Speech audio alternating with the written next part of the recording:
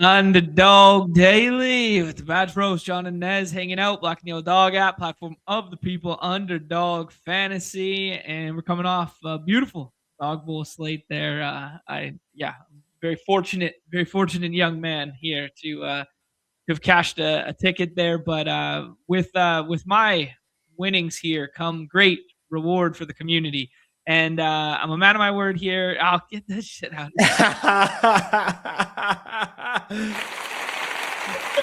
I had to sneak it in. I knew you wouldn't let me. I had to sneak it in.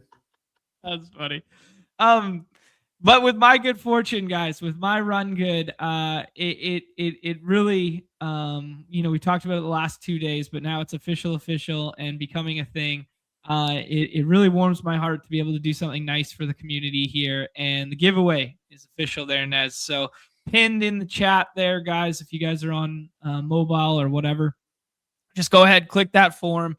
It's 2 simple questions. I'm going to do a multiplier, like I said yesterday, for the people who have been members longer to reward the long-term members there. But anybody has the opportunity to win.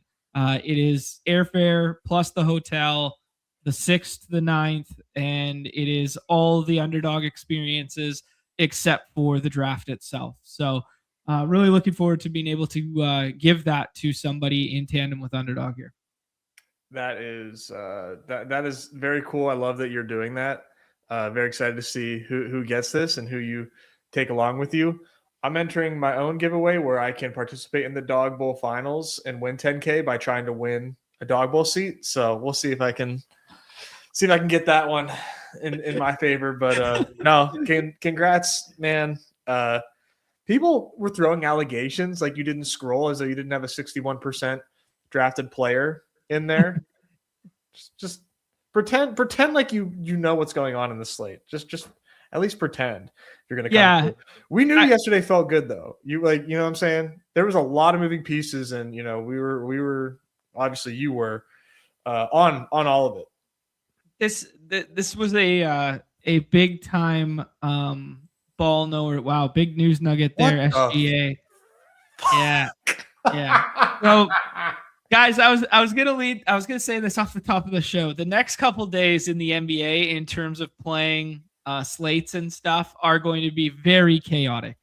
We have the trade deadline tomorrow. Obviously, we've had a bunch of stuff take place already. We just had an Anthony Davis trade. We just had Jared McCain trade out of nowhere that I did not see coming there. That was kind of surprising. And now we have SGA ruled out through the All-Star break there. So I think people thought he was going to play on the back-to-back here after limited minutes yesterday because they took care of business handedly against the Magic early in that one, but he's not going to be playing. So that's going to really shake up the landscape of the slate. Yes, Anthony Davis just got traded to the Wizards there, my guy station.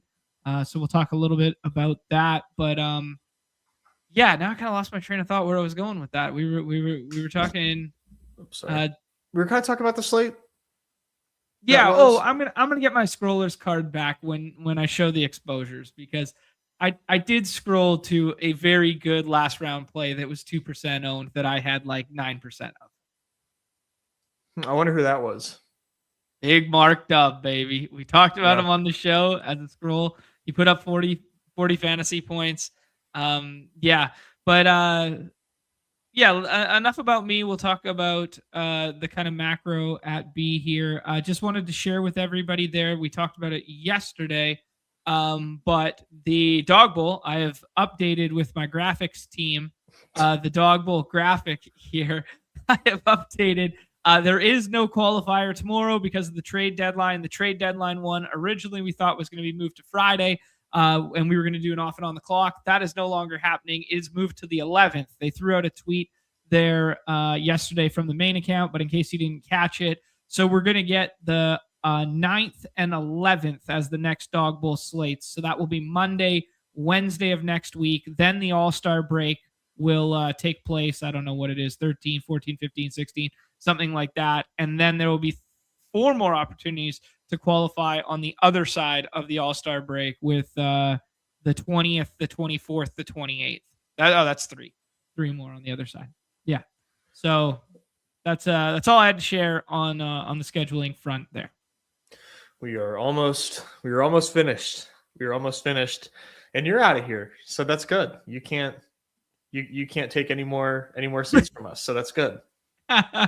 Yeah, I mean, I'm not sure. I'm not sure I got the ability to. I ran I'm very pure, guys. I'll be the first to admit that I'm a realist when it comes to this stuff, and I know how fortunate I was.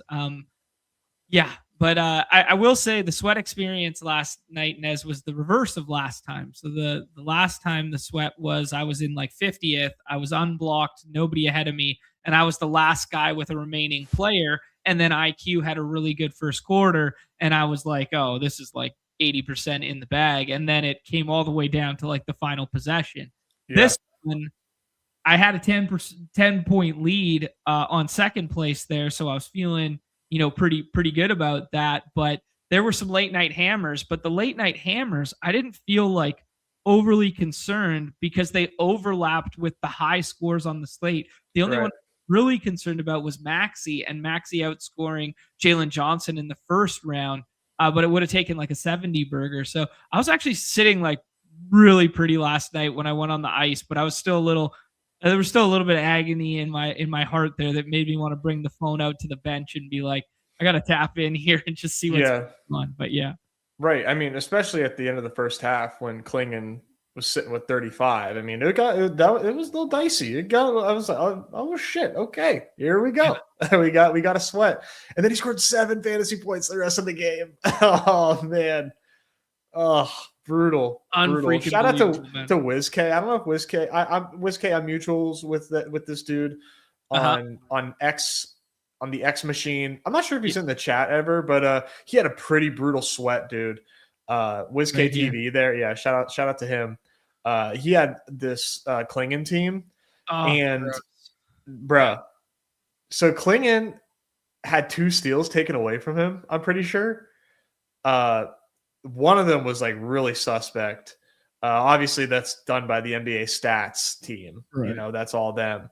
But just like that sucks because then you would have put him tied for second. So I'm just giving condolences to WizK because he's a good dude on Twitter, and I just feel for him, man. That's gut wrenching. So we're playing the 21 gun salute for you, my friend. Yeah, definitely know the screen name there. Some other friends and family up here too, man. Like the Hot Sauce AMAC, the Miso had 2 in here. Ty, who's in the chat every single day and qualified for the NFL Dog Bowl, and then Jay Baconator, same thing. There, Jay Baconator was fractions of points away with VJ Edgecombe. This was the one that I saw. When I touched ice, I didn't even realize how good of a first half. I only saw the first quarter of Klingon. I had no idea he had 35 at half. That's wild because I poo-pooed it. The irony in this sweat, Nez, is I poo-pooed the shit out of the back end Blazers guys. Like that was like my thing. I was like, hey, take Collier instead. Take Kuzma. Take darts on Mark Dub. I poo-pooed those 2 guys as like 100% drafted guys at the back end there. And if they had been the guys to chase us down. Big night for the solver, man. I'll talk about my own personal use case with this lineup in particular. I was drafting alongside the solver at lock, but then also our guy Brandon here, Bert, aka the Bertsies, hangs on to the skin of his teeth there. He was sweating in a big way that he was sweating that WizK team here with the Klingon coming up there. So he gets a seat. And then Glenn as well, GSD4 wins the head-to-head that we displayed yesterday. So 3 for 3 on Solver Bros getting seats yesterday is pretty cool. That's big time for the Solver. Yeah, pretty much everybody there. 3 out of 4. Yeah. You're next, baby. You're next. We'll see. Go. We'll see. I'm certainly going to try. Okay. This is what I really want to address here. And I want to, this was my solver use case that I really wanted to talk about selfishly at the start of the show today, Nez. Eggers is saying, guys, Maxey is at 3 and wins a seat. And yes, correct. My last 10 runs, I ran Jalen Johnson at 2. And it was because KP got ruled out. Right. And I liked it a lot more then. I talked about it on the show there that like the KP extra 20 minutes, and if they started alongside each other and we wouldn't have that starting lineup, I was just that was the smidgen of like doubt in my mind that was enough to jump the SGA and whatever. Plus, we also had the SGA situation where it was like we were getting mixed reports of like one guy, Hartenstein, getting ruled in early, then the other two were getting warm ups and like whatever. So we were doing this kind of like rope a dope. So I flipped Jalen Johnson and SGA is what I did, and I did that A, because I liked the spot opening up a little bit better, and B, because I was so concentrated on the back end. Duran, Collier, and Kuz all being like, north of 20% guys for me, or north of 18% guys for me, and Cooper Flagg being a 17 or 18% guy for me as well. I was so concentrated, and I saw that in the combo stuff in the solver that I was like, man, I just got to flip the board and get this exact same combo with Jalen Johnson at the front end. And it was the fucking difference for me, man. So that's awesome. I mean, there's still so many layers of run good in this lineup. There's so much luck involved for me to do this. But like, I was actually very proud of the way I played last night, and I was very proud of the way in which I utilized the solver in this lineup. Yeah, no, it's really like one of the best use cases for it, right? Is just identifying the overlap that you have and like what variable are you like most willing to get different on? Like, what do you care about the most? How would you like to differentiate that? And yeah, that as soon as like Porzingis got rolled out, I was feeling really good because I was just like fingers crossed, eyes closed, jamming JJ all day. But that was, that really changed things. As soon as I saw the notification coming through, I was like, oh shit, like let's go. All right. So yeah, that absolutely changed things. Yeah, dude, just a really, really good lineup, man. Really good lineup. Collier, dude, just an absolute dog. 48 minutes played is just unbelievable. So fucking awesome. What are we doing? Like, the Nurk gets ruled in, and then Nurk's just like, yeah, nah, not playing. We're still gonna run 7. Dude, like, who the hell runs 7 in an NBA game? Man, shout out to the people that were on that. A lot of commenters like I wasn't sure that was the case. I'm like, well, why would they run 8? Like, why would they run 7? And they did. Jazz basketball built different. There's some really sharp people in the chat that were on that. Yeah, very, very much so. Yeah, I know we took them on stream there because I was like, I forced your hand. I was like, hey, I just want to at least have like one late round Nurk here before we get more information. And then I kind of pumped the brakes. I only ended up with 6% or 4%, I think, on the Nurk stuff, but it was all just late round stuff. But yeah. Yeah, there were swaps for Nurk. Or you mean in my lineup? I don't know what he's referring to. Yeah. Said no swaps, but I was about to say that the one thing that was the saving grace with the Nurk stuff is you did get swaps. And hey, if you got to like Colin Gillespie or Mark Dub, your lineups were not dead. Like, because yeah. Let me just address one more in the question here. Austin's asking about price point for the solver and stuff like that. I'll drop that in the chat. It's sports specific right now. There is like an overarching multi-package. We'll talk about some more of that in the future there, but there's an NFL price point right now, and then there's an NBA price point, and the NBA is like $150 a month right there. But yeah, we might have some things coming down the pipeline there to help you guys out in that department. So yeah, give it a little time. Anyways, Nez, enough time spent on last night. Yeah, any other thoughts and feelings before we move into today? No, I thought that I played pretty well. I had a ton of Kuzma in my exposures. I had a lot of Collier, but obviously these dog bowls are pretty unforgiving. So that's just the way that the cookie crumbled there. I did have a lot of duds though at the top too. Like, I had too much Shaedon Sharpe, too much Chet, too much Bam, but it is what it is. We move on. We move on, baby. We move on. No slates off. Let's do it today. Nez, macro thoughts. The cover boys there. I mean, we'll kind of naturally talk about them when it comes to the last game on the slate, because it's kind of a shame that, Garland's going to be out this evening because he has been out for a bit. But it's kind of a shame that we don't instantly just get like Harden versus the Cavs or whatever. Like, he's in the player pool. He's draftable.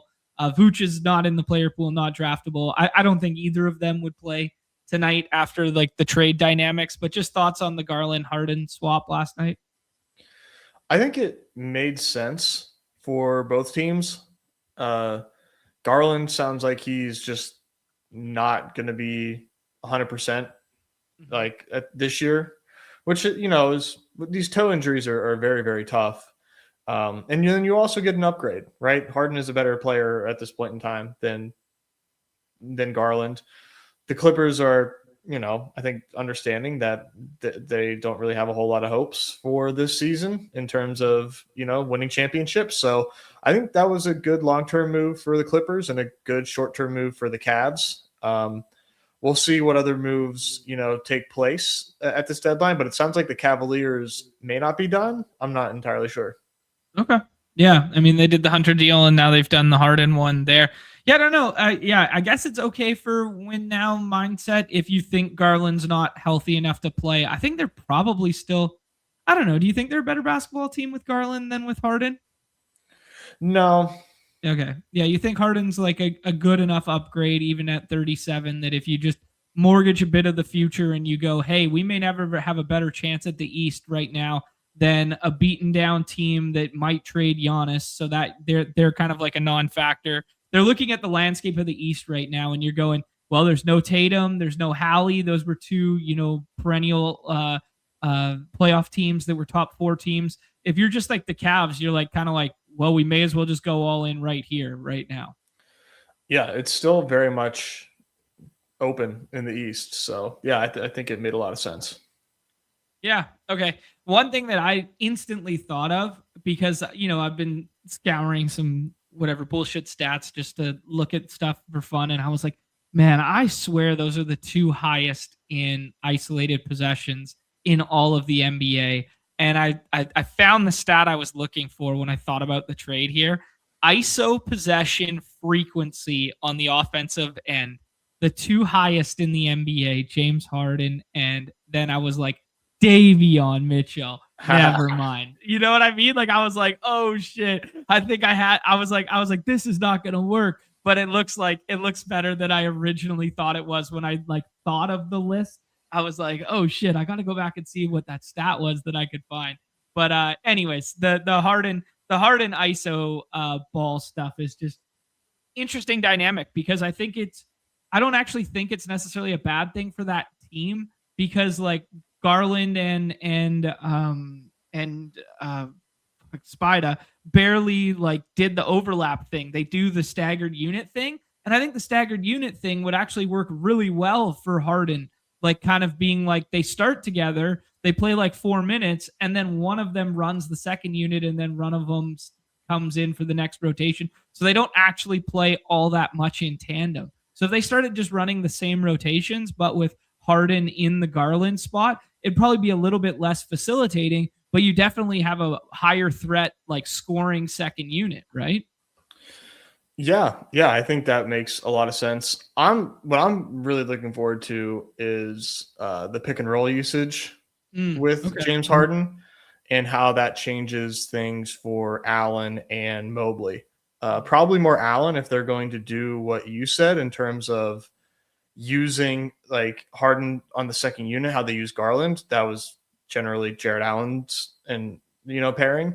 So we could see a big bump for Jared Allen with this pick and roll stuff with James Harden.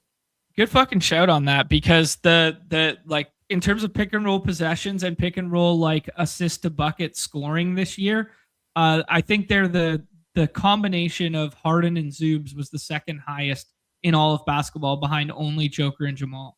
So like that's a good shout, man. Yeah, so that could be, I mean, we kind of hope it has more of an impact for Mobley. That'd be like the cleaner use case there for us for fantasy, but it may be a lot of Jared Allen, a little bit of a bigger body too. Yeah. So that'll be really interesting to see how that works out. I'm just jumping back to the X machine here for a second. Any thoughts on, I guess this Jared McCain trade's interesting.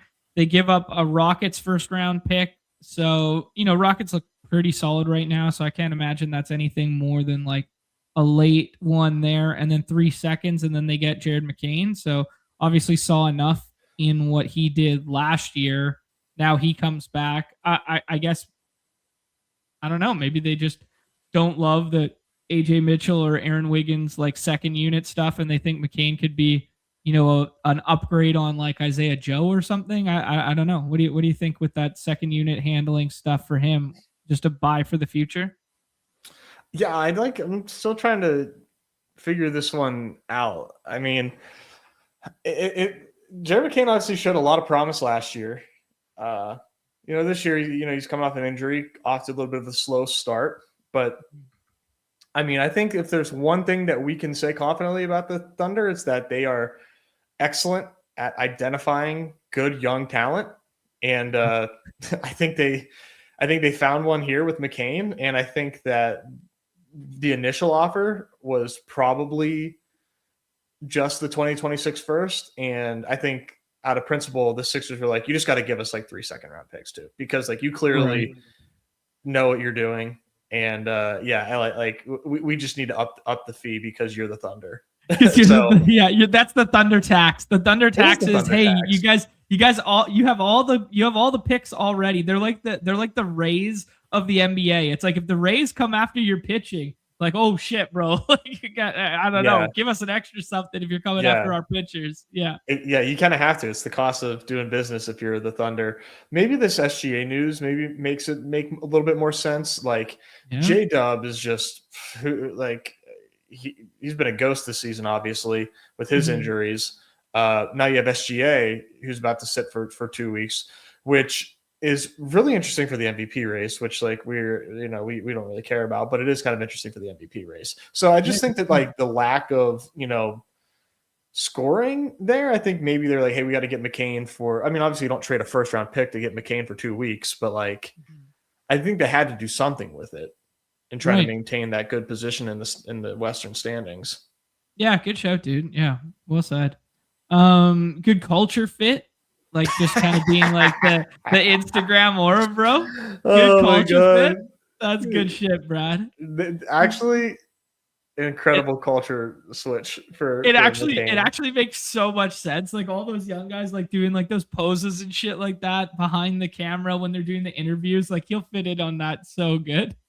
Like insanely well. He might he might play better now that he's in with some guys that have things in common with him. Ghost AF saying that we like that there might be setting up for a second trade here with like the pick swap stuff. So that checks out. We kind of joked about it yesterday there, Nez, like how bad the Luka stuff would look if they did, and we actually said the Warriors would be like a fit for AD yesterday. Well, it turns out the Wizards are rebuilding with a fit there, and we thought the Trey move was kind of to bring the next generation along, and now they go out and get AD, and I don't know what that looks like alongside Sar, like AD at the 4 and Sar at the 5 and Trey at the 1. I don't know what to think of the Wizards going next year, but yeah, with your just thoughts on that trade and that dynamic for the Wizards here. Well, first off, I didn't think that the Wizards or the Warriors were going to trade for AD, and I didn't think that they should. I think the Warriors need to look themselves in the mirror and pull the plug on themselves. I thought they were going to go one last kick at the can. Yeah. I can't wait for the Warriors to finally shut this operation down. They're criminals, and they honestly they were bad for basketball for a long time. Anyways, this trade is so sick. This trade kicks so much ass. I put out a post on Twitter just like saying I love moves like this and like what the Jazz did, where they're like, okay, we have some semblance of good young players and a good young core. Let's fucking go for it, man. It might be at the tippy top. Let's just go for it. Like let's I described it as them going from like a bad team to just like, hey, we don't suck anymore. We no longer suck. I like this. I like what the Wizards did way more than what the Jazz did. Okay. I think like because the Wizards kind of set themselves up with Trae Young, which cost them nothing. And then they like went and got AD, which I just think like made like a lot of sense for how their team is currently structured.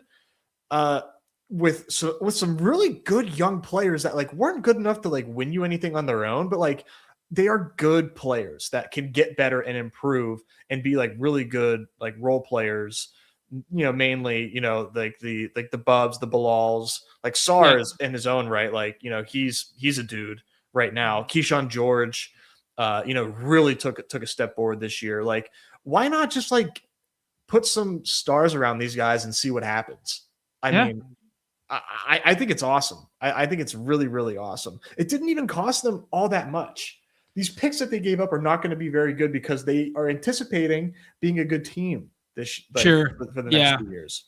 I mean, that's always like with a rebuilding franchise, that's always the crux kiss of death, right? Where it's like, are these picks going to be worth anything, or are we actually going to benefit from this trade and be good, right? Like that's always the push pull of, will it look good or will it look bad? No, I like the take, dude. I hadn't thought about it in that vein, really. To be honest, I haven't really thought anything about the trades yet. They just kind of like all rapidly happen. But like, yeah, I think that's a pretty good sharp take that like, we've seen iterations of both the Jazz and the Wizards that are very encouraging. And now you go ahead and add some established, maybe they're not, top 10 guys in the NBA, but at least they're like top 25 guys in the NBA. And now you have an opportunity to like immediately become slightly above that play-in line conversation, right? Yeah, I think they're going to be pretty fun. Yeah. Like they immediately like if you're a fan of the Wizards, I don't know how you aren't like stoked about what took place this year. Right. Yeah. Like, Bob's in the chat here. He's like, I'm so fired up. Basketball has been no fun in the DC region for a long time. At least it's fun now. Like, that's so true. I know. Exactly. Right. Yeah. And it's not even like, dude, pretty good moves. What do you think about this updated return for Luka? Like, I'm generally not a fan of looking at trades like across like multiple transactions, but I think with Luka, it's fair to judge it like this. Yeah, I'm fine with looking across multiple. The big mud in this conversation is the changing in management that like changes the dynamic of this trade. Because like if Nico was still there, there's a 0% chance he was trading AD, right? Yeah. Like just there's 0% to get this return, right? Yeah. I don't know, a bunch of throw-ins basically.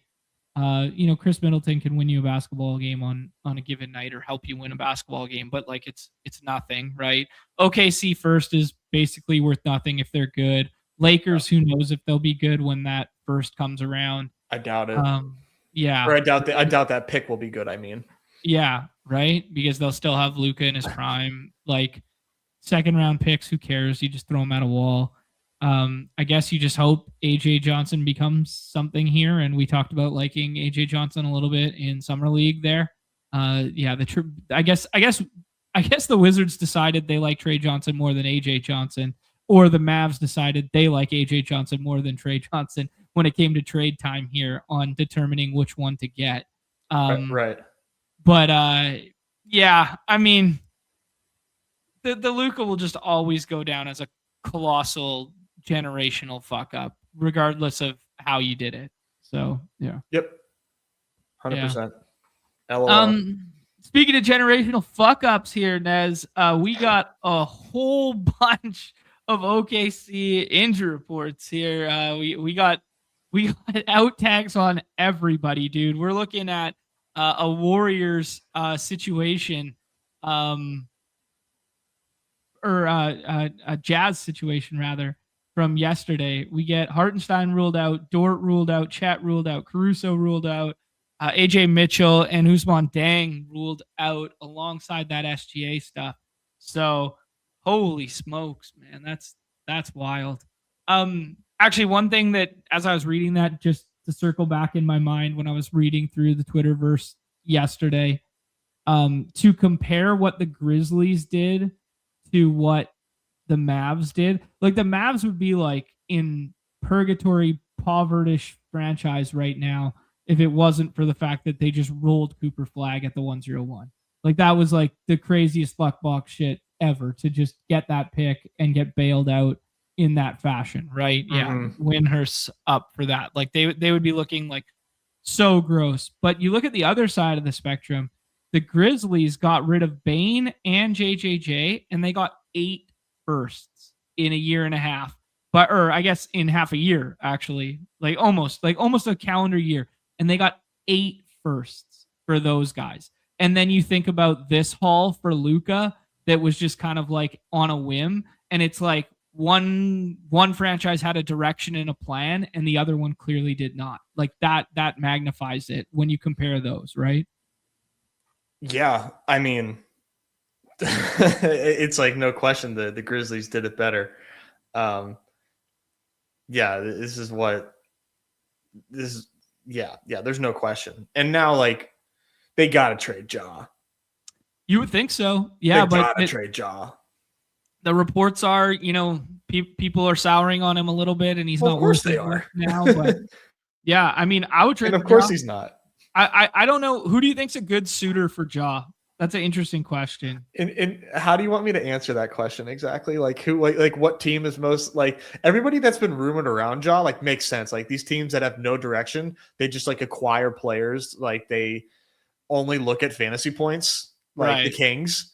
Like, like the Kings is a perfect fit for Ja because it makes no sense. Why would you trade for Ja? Why would you give up assets to acquire Ja Morant? I don't know. Like, let's get fancy De'Aaron Fox back and see what happens. Like, they would do that. Trade Sabonis for Ja and like just mix in a couple picks or something, and you're just back in the same spot they were 15 minutes ago at a different position. Yeah, like what would be the reason? No reason. I don't know, like if what quote unquote good team would trade for Ja Morant. I'm not entirely sure.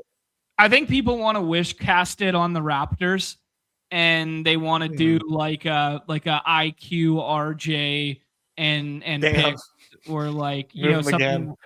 Yeah. Like I wouldn't do it. Like I wouldn't fuck with that core that the Raptors have right now, especially as wide open as the East appears to be right now. Yeah.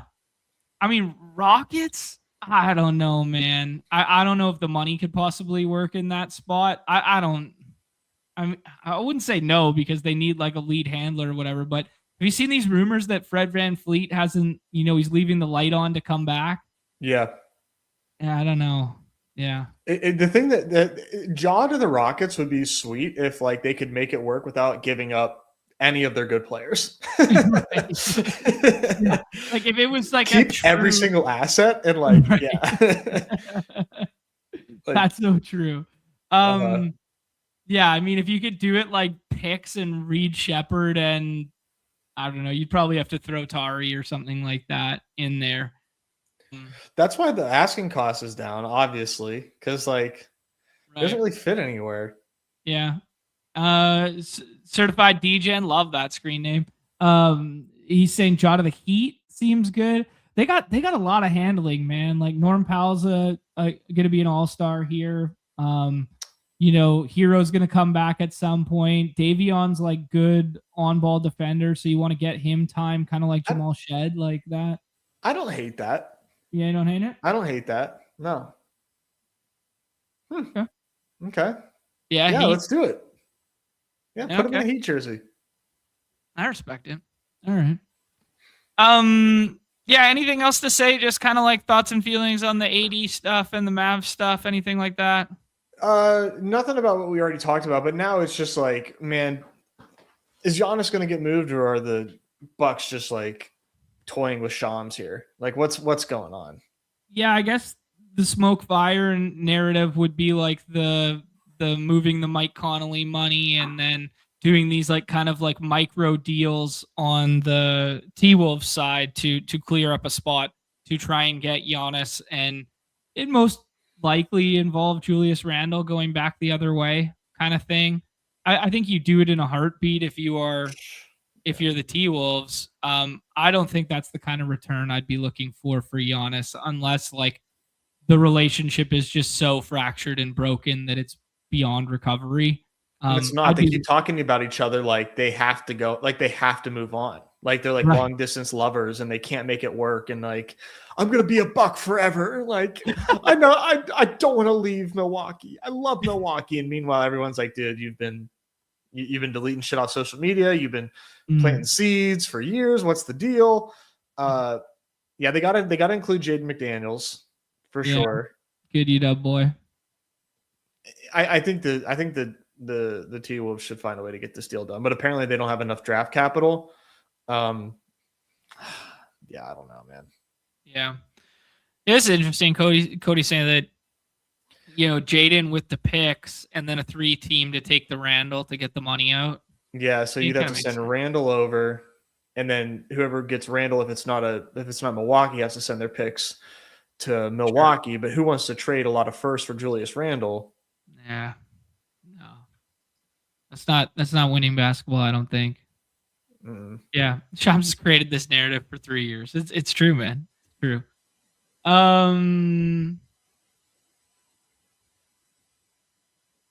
Oh, this is a good point from Nick talking about that. He'd imagine that Hero would go back the other way if there was a Jaw trade. He should, but like Pat Riley wouldn't trade Hero for LeBron James in his prime. So like, that's kind of how I feel too. Fucking loves. Did I ever tell you I met Pat Riley at like 5 a.m. at the Bellagio? I'm not so surprised. Dude was sitting solo blackjack table at like 4 or 5 in the morning with a championship ring on at the Bellagio. Dead ass. With the ring on? With a ring on. To wear on my mom. Like, it was crazy, dude. Never seen anything like it. I might have to wear my ring in LA. where the old the gauntlet returns again ring everywhere. That would be so awesome. Yeah. Send Rudy to Charlotte. We don't want Rudy on Charlotte. Our Hornets are set, man. Our Hornets are fine. Don't worry about us, man. Our Hornets around here. Yeah, they don't need to make a trade for Rudy. That'd be insane. That'd be so short-sighted.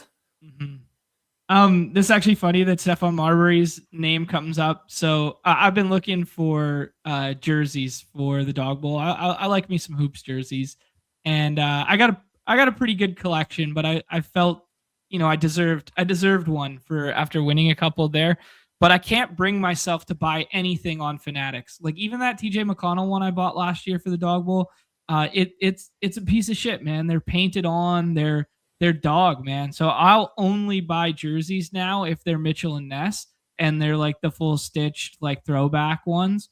And I get like the emails every time a new jersey dump comes out. And I actually bought one last night.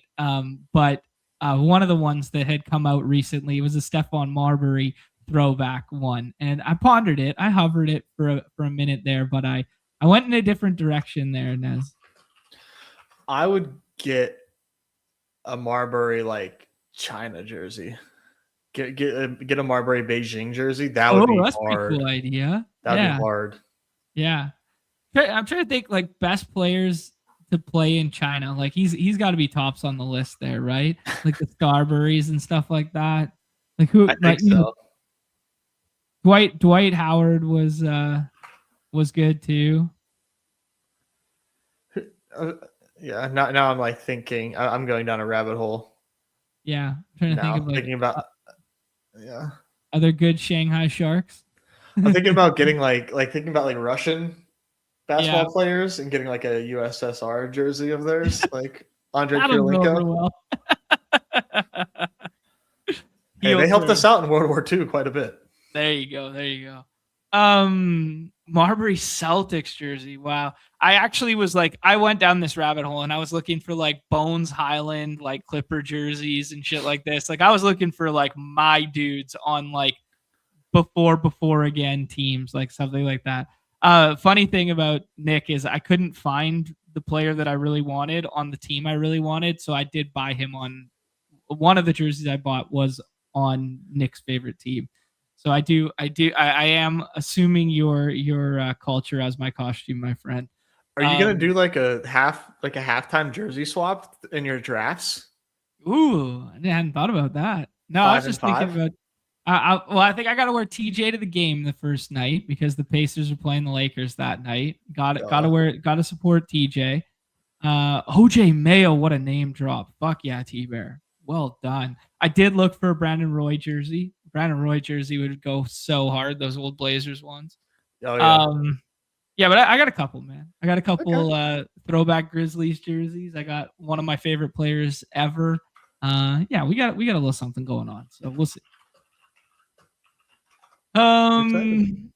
All right, dude, let's talk about the slate here. Obviously a lot of moving pieces, as we've alluded to, as we've been going through this, guys. Like more trades can come down the pipeline, and we can flip things around. But yeah, I got the Bibby one. Bibby is the chalk. I'm not gonna wear the. I'm not doing it, Jordan. I'm not doing it. I'm not doing the Bibby, man. Bibby's too chalky for your boy. I got to scroll even when I go for the scroll the F down jerseys. No, don't you guys worry. Yeah, Nez, so a lot of moving pieces here. Obviously, we got all the rule out stuff already there. We also got the Bobby Portis rule out, but then we also got Kevin Porter Jr., who had a Q tag listed as in here. I imagine he is going to have some form of limitation on him. He hasn't played basketball in like a month. Yeah, but second night of the back-to-back for the Bucks there. Yeah, lots of weird stuff can happen tonight. It's going to be like a get ahead of, some swaps, get ahead of some rotations. If you have a bro science lean on like, hey, Aaron Wiggins is going to be tonight's Isaiah Collier and play 35 minutes, like go from there. Yeah, it's going to be like a real ball knowers dynamic for the next 3 days here because there's going to be a lot of embedded variance with just random shit, trades and rule outs or, late Q tags for guys that could be traded, etc. And then we're going to have to, know and when to find pivots there. So yeah, just kind of macros on the dynamic as I bring up some specific information. Yeah, I think one of the things that comes to mind for me is blowout risk in San Antonio. I mean, Okay. the one thing that we could probably say though, like on the other side of that is, well, the Thunder are going to be like 9 deep tonight, and we can kind of guess who will play the most minutes here, and they're guys that we kind of enjoy. You mentioned Aaron Wiggins, Jay Will, a triple double watch right now. Yeah, already. He woke up this morning, he rolled out of bed and he was on triple double watch. I know. It's be on the lookout for that one. So yeah, I think to me, like these guys are 6-round picks. They're not jams. So it's kind of like wait and see. But right now, 8.5-point favorites are the Spurs. And I mean, does that make its way to 10.5? I'm not entirely sure. One thing I will say on the Spurs side, though, is that, we have Castle with a Q tag. He missed last game. Yep. Harper as well now, too. Right. And I highly, highly expect Stephon Castle to miss tonight. Okay. I don't think it makes sense for him to play. Okay, cool. Yeah, I mean, you're taking away some handling there with Castle and Harper. Kelly O also has the Q tag, split the slate wide open. But yeah, it could be a Fox in the last round kind of night there because that really fortifies his handling role. Also could not matter because they play 2.5 quarters here or 3 quarters and blow the brakes off a hapless Thunder team. But it's pretty hard to say a Thunder team at any point in time would be hapless in that vein, right? So yeah. Let's you want me to just lay the land here or do you want to do like some Q tag investigatory journalism? Let's just do our damn thing, man. Let's do the damn thing. Do what we do. All right, cool. Let's go game by game then. And I will start with the back-to-backs. We have this Denver and Knicks game, first game on the slate there. They are both on the back-to-back there. Josh Hart, tweaked something last night, then didn't come back in the ball game. They were up $1 billion. So he gets the hit with the Q tag here today. Nuggets side of things there, they still haven't filed. To clarify, they still haven't filed.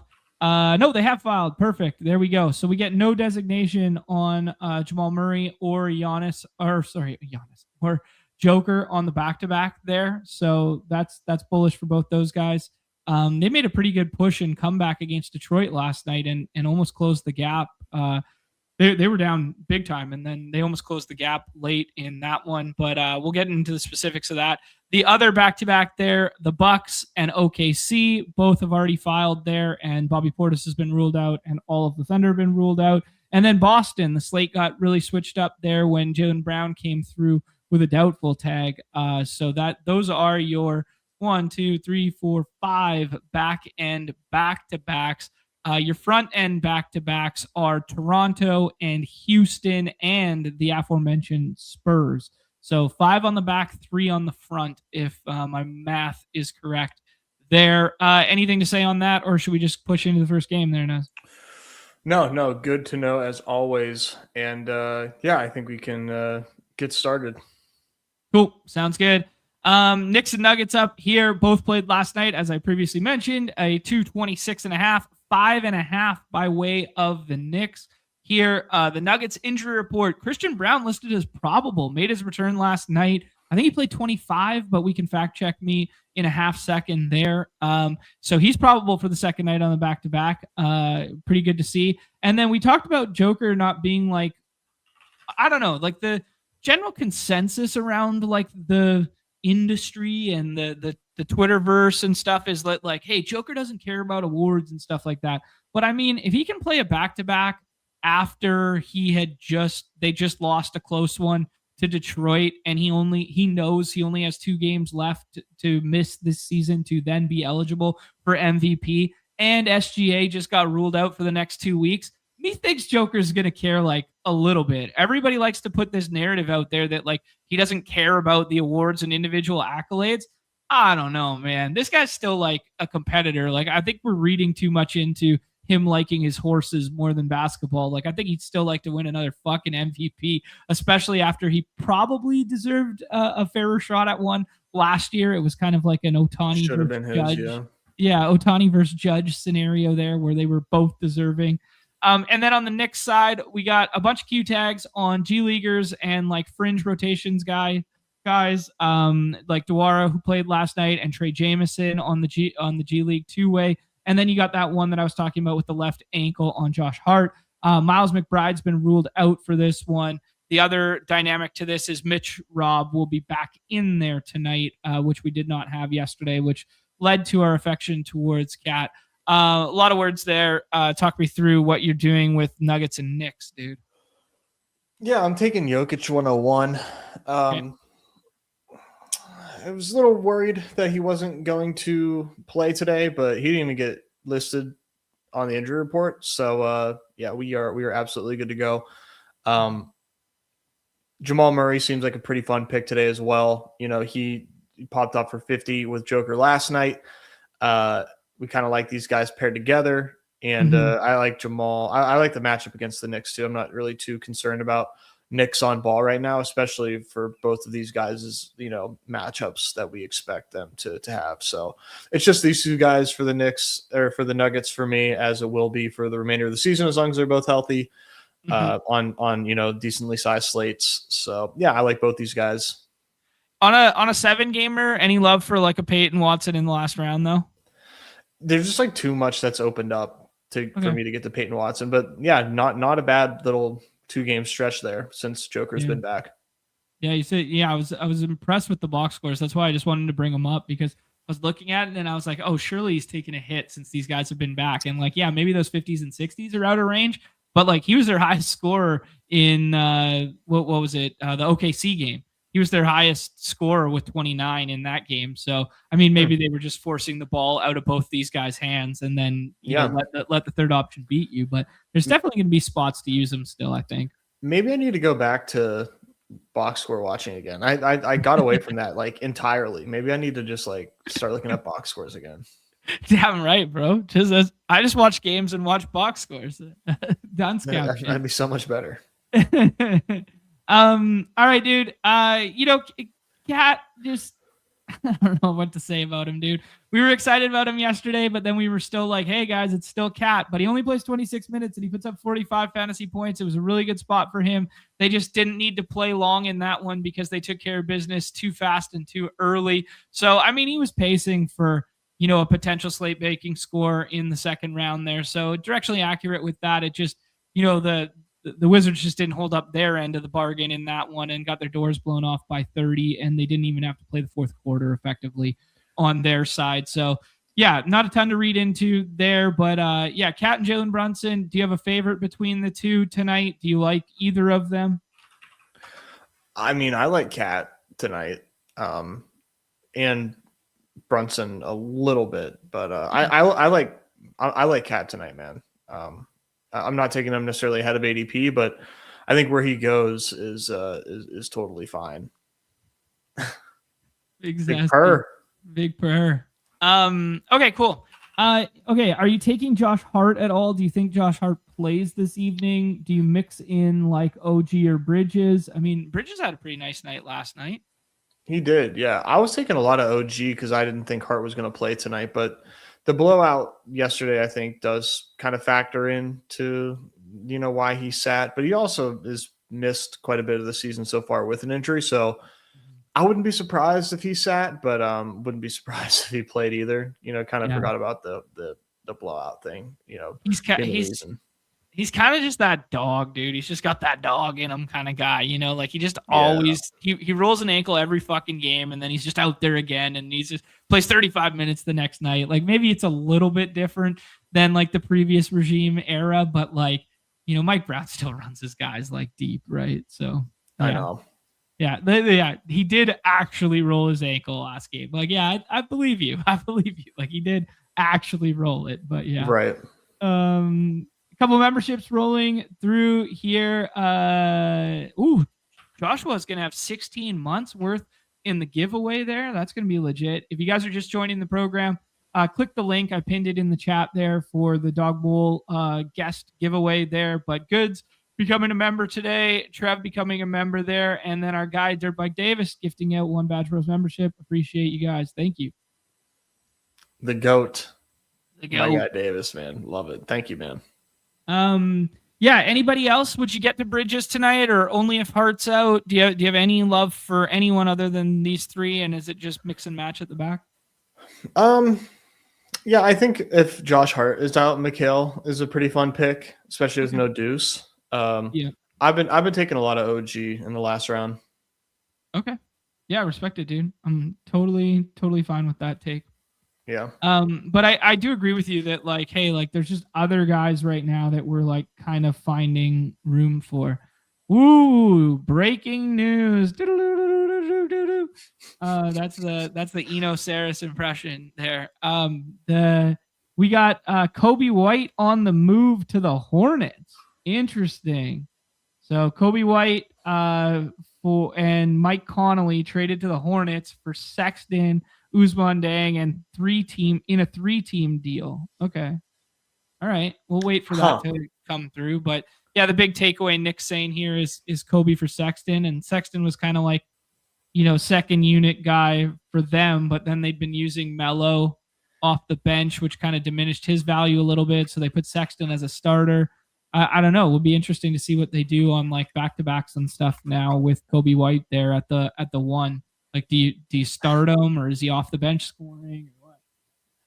I am trying to make sense of this one, man. Yeah. What?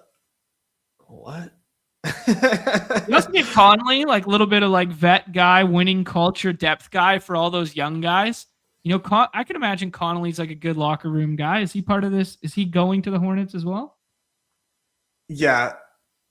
Conley is just like a throw in for trades until he gets like cut, I feel like.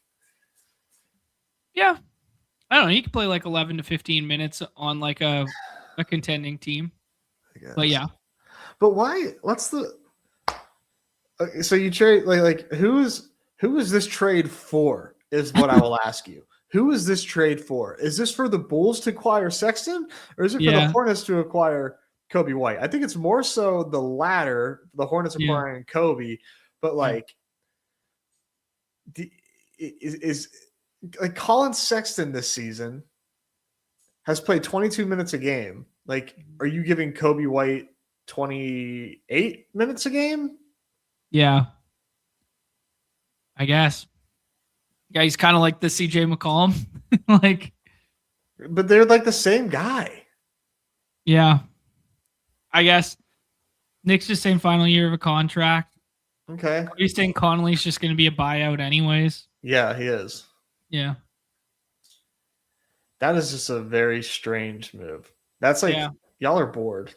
Yeah. So, no, I think so. Nick's saying the Bulls get value for a guy that they won't re-sign because Sexton's still under contract or something. Okay. I buy that. Yeah.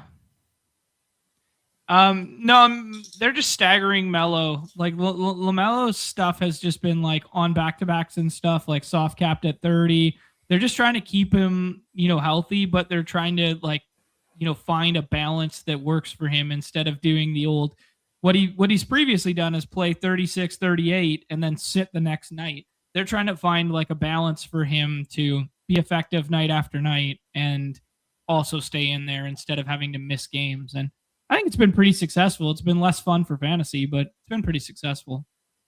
All right, Nez, next one up, Raptors and T-Wolves. We got another trade. Got another trade. Okay, what do we got? Panarin traded to the LA Kings. Oh, Kings, really? There was smoke around Tampa. Wow. The bread man, baby. Holy. Had to beat you to the punch on that. Hey, that's kind of fun because now I think I'm going to go at least one night early to LA. Maybe I'll go to that game. A conditional third round pick and Liam Greentree. Liam Greentree. I know the name, not familiar with your game. Yeah, we're the new Shams. Yeah, just watch us if you want all the news. We will be your Twitter timeline verbally. Good shit. All right, dude. Raptors and T-Wolves here. People earlier today kind of had the win her sup with the Q tags. These are the same Q tags on Ant and Randall as last time, and they played through them. People were I think they were a little apprehensive in rooms at times because of the Giannis rumors, but the T-Wolves are road favorites here, 1.5. So I don't know what that tells us, but Raptors here is a 226 in Toronto there. Just to confirm here, Raptors are front end of back-to-back and T-Wolves are nothing. 1 day's rest for them. They do not play tomorrow there. Injury report is as follows. The most recent one, left elbow soreness for Ant Edwards there and a left thumb soreness for Julius Randle that we talked about last time, how he was shaking it out, then played through it, then he played through the Q tag last time out. Terrence Shannon is still out in this one. And then the Raptors side of thing is just all G Leaguers listed out, and then Jakob Poeltl with the lower back stuff. So Raptors are full, which is kind of like the time we don't like to play them as much, especially when they're going up against a good, pretty big defense here. But there's a lot of draftable pieces just from name value there. So, yeah, what do you think here about? Let's start with the Raptors side there. Scotty Barnes going first of the bunch. Yeah, like you mentioned, this is not necessarily a time where we like to draft Raptors or at least pay high costs to draft Raptors. So gut take was I didn't really like the Scotty Barnes ADP, so I was not really taking a bunch of him to start. But to be fair, it's like if you don't take Scotty Barnes, who are you going to take? Like behind him or just another. Like there's not a lot of awesome picks behind Scotty Barnes right now that are like slam dunks over him. So kind of just left holding the bag on Scotty Barnes a little bit here. Maybe some plays will stand out more. Like I like Jaylen Brown's ADP is falling. Jaylen Brown was being taken ahead of Scotty Barnes as he should have been. If you assume that he was in, I kind of had my doubts that he was in, but I still ended up taking him. Right. Sure. I mean, a guy like me, man, might fuck around and take Ryan Rollins over Scotty Barnes tonight. Oh my God. Just got to get those 40 fantasy points in the lineup, baby. Got to get them in there for the 9,000th straight slate. Surely against Chicago in a pace-up game. He broke the slate yesterday when he was projecting, and Bobby Portis got ruled out. Surely he broke the slate. 40 fantasy points. Same shit, different day. When are we going to learn our lesson, Nez? When are we going to learn our lesson? I don't know. We haven't gotten to the Celtics yet, so. Herb up in his jersey all night long? Is that what he's going to be dealing with on the other end there? I mean, we can't, fantasy-wise. Kevin Porter Jr. coming back, dude? Not going to cut into this workload? How many minutes is Kevin Porter Jr. playing tonight? 20. Yeah. 18, 19, 20, something like that. Yeah. Anyways, we're talking about the Raptors. And and you had to make it about Ryan Rollins.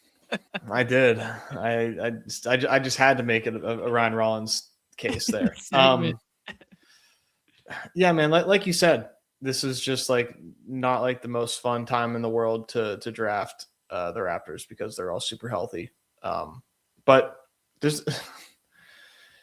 they're all like fairly priced at ADP, as I think the one thing that you can say is like they're all very fairly priced. Like even like IQ is, like largely undrafted today. So, that's obviously more than fair. Ingram goes like where he should go. It's just like hard to envision the ceiling. You don't know where it's going to come from. It's just not fun. I really don't know how else to kind of articulate it. Yeah, it kind of feels like, would you agree that it's kind of like Max 1 or no? Max 2? Yeah, I will say Max 2 because I was once afraid of taking, teams that played Minnesota. Mm-hmm. And now I kind of lean into it. Minnesota games have not been death sentences for fantasy. They actually are kind of fun. So I'd say Max 2, but probably want to have a one-off if you're doing more than one. All right. Winhurst up for the two most likely guys to get traded in this game. I think sure.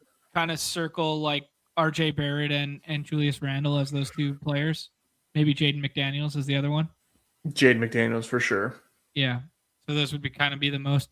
All right. Let's talk about the Timberwolves side here. Something could definitely open up.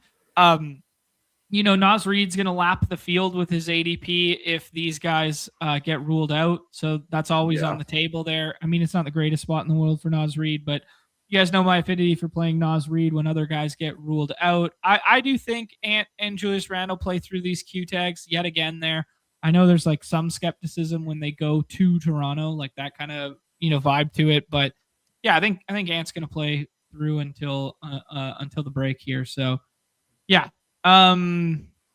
Anybody else that feels like draftable here? Would you take Dante DiVincenzo in the last round, or only if we get one of these guys ruled out? Would you hedge against these Q tags and try and get ahead on the back end guys? Do you like the Rudy spot against Sandro / Colin Murray Boyles? Whew. I feel like I don't think Ant misses. I think Ant plays is what I meant to say. I've been jamming Randall. Okay. I think Randall at ADP is like a great pick because I think he plays too. Like we've seen these guys play through these Q tags already. Rudy is like a fine pick, but there's so many more fun picks to make other than Rudy. So like, I don't like to take Rudy. Naz Reid, kind of gets there with or without guys missing. So like if you do think that these guys miss, Naz Reid is like an obvious jam, but I don't have a ton of Naz Reid right now. Okay. I'm kind of fine with him in the last round anyways. Yeah, there's nothing wrong with it. Yeah, on a 7-game slate, like he can still give you 35 to 40, and then the ceiling's so high if something breaks right for you that he becomes like a slate winner. So he's kind of like that perfect combo of like 6th-round pick where it's like he's not going to kill a lineup if it's a low-scoring 6th round, and you get the embedded upside that if these guys get ruled out. I just wouldn't pair it with your Randall teams in particular.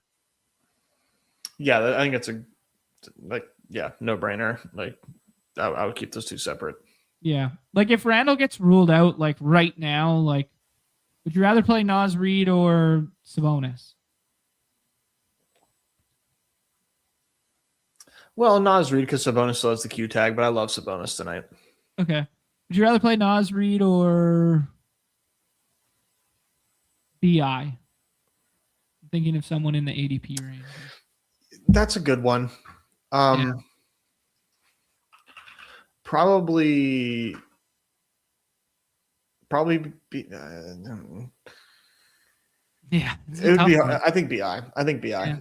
It's a tough matchup for BI with all the length between like the wings and the paint protection, and a guy who scores basically via the elbow and corner threes.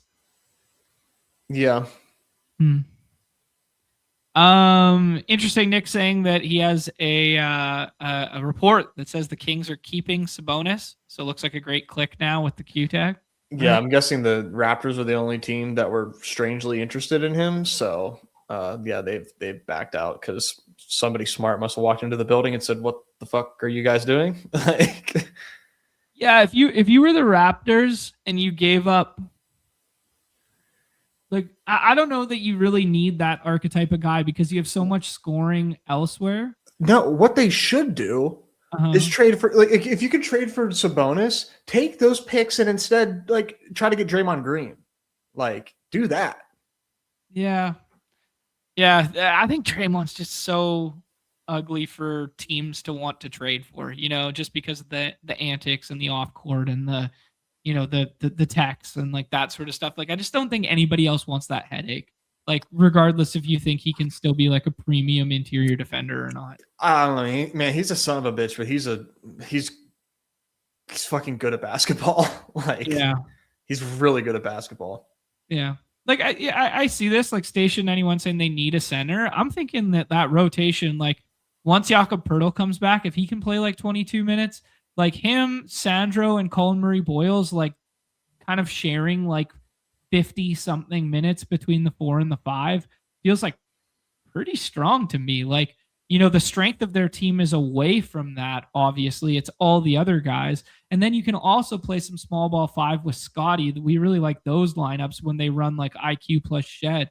Dude, I like the Raptors, but anyways, conversation for a different day. But yeah, I guess they kind of need a center. I don't know. Yeah. If they're gonna trade for anything, it's a center. Yeah. Okay. Other things that I would just throw out there is, we took Mike Connolly out of here, dude. That if we get no Ant tonight, I would jam the fuck out of Bones Highland, baby. Bones is everybody. You would just jump Dante and go straight to Bones. Going straight to Bones. Fuck Dante, going straight to Bones, baby. There's no Mike Conley to eat 11 minutes in between of that stuff. Bones is way more fun for fantasy than Dante is. We're jamming it. We are jamming it if Ant did not play basketball tonight. Yes. Can you imagine Bones and IQ just going back and forth tonight, trying to drop 40 on each other? That'd be like the greatest basketball game of all time. Fucking love small. You're on a high right now. I am. I'm overconfident. I'm overconfident right now. I love Bones, man. But Bones is the underpriced KPJ of my generation. Everybody loves Bones. I just don't. I need more than that. I need more than that to get the Bones tonight, man. Who do you think's per? Yeah. Okay. Fine. If I took Ant out right now, okay, let's hypothetical scenario. Ant sits and Jaden McDaniels gets traded. Would you rather play Bones or Aaron Wiggins tonight? Aaron Wiggins, I think. I can't even get a W. out here. All right. We have too much fun with this shit. All right, dude. Did we say everything we needed to say? We're not drafting any 5s from the Raptors tonight. Bad spot for them. I don't know. Would you take RJ? It was nice to see him creep up to 30. Would you take him, or you just rather take IQ? I think RJ is like a scroll for sure. Right. I think he's like for sure a good scroll, because like everybody's trying to play the fun, sexy scrolls right now. Mm-hmm. There's a chance that he fills it up. could be like a farewell game for him also, Windhorst. But yeah, I think RJ is a pretty good scroll. Like nobody's getting to RJ today, from my understanding, and he's in the conversation. Trading the good Canadian kid, man, the hometown boy. That'd be so sad. They were so excited when they got him like a couple years ago, and then now they just go out and they get Bi and they re-sign Pirtle, and they're like He doesn't fit, man. Just like, let's just get rid of him. Yeah, it doesn't make sense, really. So sad. All right, dude. Pelicans and Bucks up next. Here we are working with a 22.5 there and 5 by way of the Pelicans on the road here. Second night of a back-to-back for the Bucks. It was not front end for the Pels, right? Nope, not front end for the Pels. So could expect some good Zion minutes here tonight. But yeah, the Pels are pretty full here, dude. Just the G Leaguers listed out, and then DeJounte Murray, who we wait with bated breath for that doubtful tag so that he can make his way back here. But who knows? And then on the Bucks side, no Giannis, all the trade rumors in all the world here. No Tayshaun Prince, no Bobby Portis. We got a Cole Anthony probable tag, and no Gary Harris. But the most notable one is Kevin Porter Jr., the Q tag, got upgraded to available, so he's good to go tonight. And then we have a probable tag on Miles Turner, who everybody was jamming last night. I would argue that tonight's an even better spot for Miles Turner after everybody jammed him last night. We love playing fives against the Pels. Yeah, thoughts on, let's start with the Bucks here. Thoughts on the Bucks, dude? Yeah, like I said when we were having the Toronto conversation, I like Ryan Rollins tonight. Yeah. You don't have to, pull him up too much because, yeah, I'll get the ceiling is questionable, whatever. But like, he's good at basketball. It's a good spot, and he's going to project well. He does project well. I like the Ryan Rollins pick tonight. I just, I'm not going to get over my skis on it, but he will be one of my highest drafted players.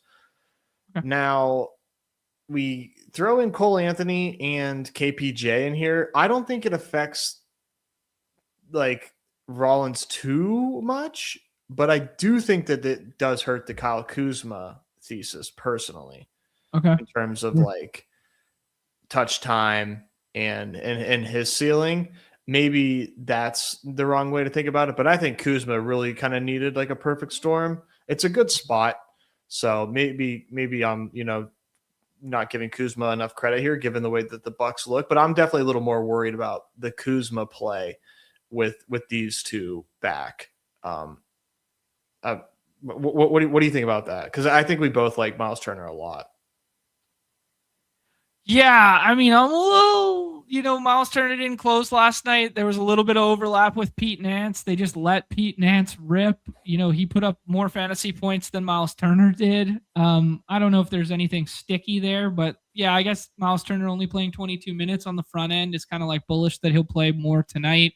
They started Amir Coffey, so I don't know, does KPJ just go like into that spot and they start him, or do they play KPJ off the bench and he plays whatever? Cole Anthony played 12 last night. Jericho Sims can pick up the backup 5. I think I still like Kuz. I think KPJ cuts into his usage with the second unit when Ryan Rollins comes out of the ball game if KPJ plays off the bench. So I'd be curious to see what the unabated notes are in terms of if they think KPJ is going to start. Because if KPJ starts tonight and he plays his 20 alongside Turner, Kuzma, and Rollins, like, man, I'm not sure I really want that for any of these guys, right? Like, I still want to draft them, but like, I'm not sure I want that as much because he's just going to be like, man, we've seen Kevin Porter Jr. in 20 minutes, and what he does is the Ty Jerome, what Ty Jerome's done the last couple times is he just goes 38% usage and goes and gets his, right? Like, if you get a 40% usage KPJ on a minutes limit cutting into these guys, yeah, for sure. But I think it cuts into everyone, not just Kuz, right? I don't. Kuz has been really solid this last month. You want to talk about trade pieces, though? He's definitely like, top of the list if anybody wants to take that. But yeah, Kuz has been solid. Like, he's been like 15, 8, and 4 for like a month now. So Yeah, I don't know, man. I think they probably need Kuz's size enough that like the rotation of 4s and 5s is kind of like Kuz, Turner, Nance, and Sims. So I'd be, I guess the use. I don't know, man. I'm talking myself in circles now, but like, I think I'd be a little bit concerned about the usage more if KPJ starts. I think we could just run back the thesis from last night in a good spot if KPJ comes off the bench. Okay. Yeah. Okay. That's kind of where I'm at on it. Yeah, it's a headache. It's a bit of a headache because it was almost really awesome, and like now it's little up in the air. I have a ton of Bobby Portis swaps to make, so I'll say that much. I was jamming Bobby in like the 5th round. I was just like, why not, dude? There's so many good swaps tonight. Like, let's just do it. Let's see what happens. So much was going to open up for you, right? So it was kind of like, it was like you're just kind of staying on the clock, the evergreen, stay on the clock thesis there. I thought if Bobby was going to play one of the games, I thought he'd play the front end one despite the downgrade, just because of the Bulls narrative. Like he loves to, go get that against the Bulls. And if he wasn't able to go last night against the Bulls, I was like, oh, he's probably not playing tonight then. It was kind of like my bro science. Mm-hmm. Do you think he gets traded?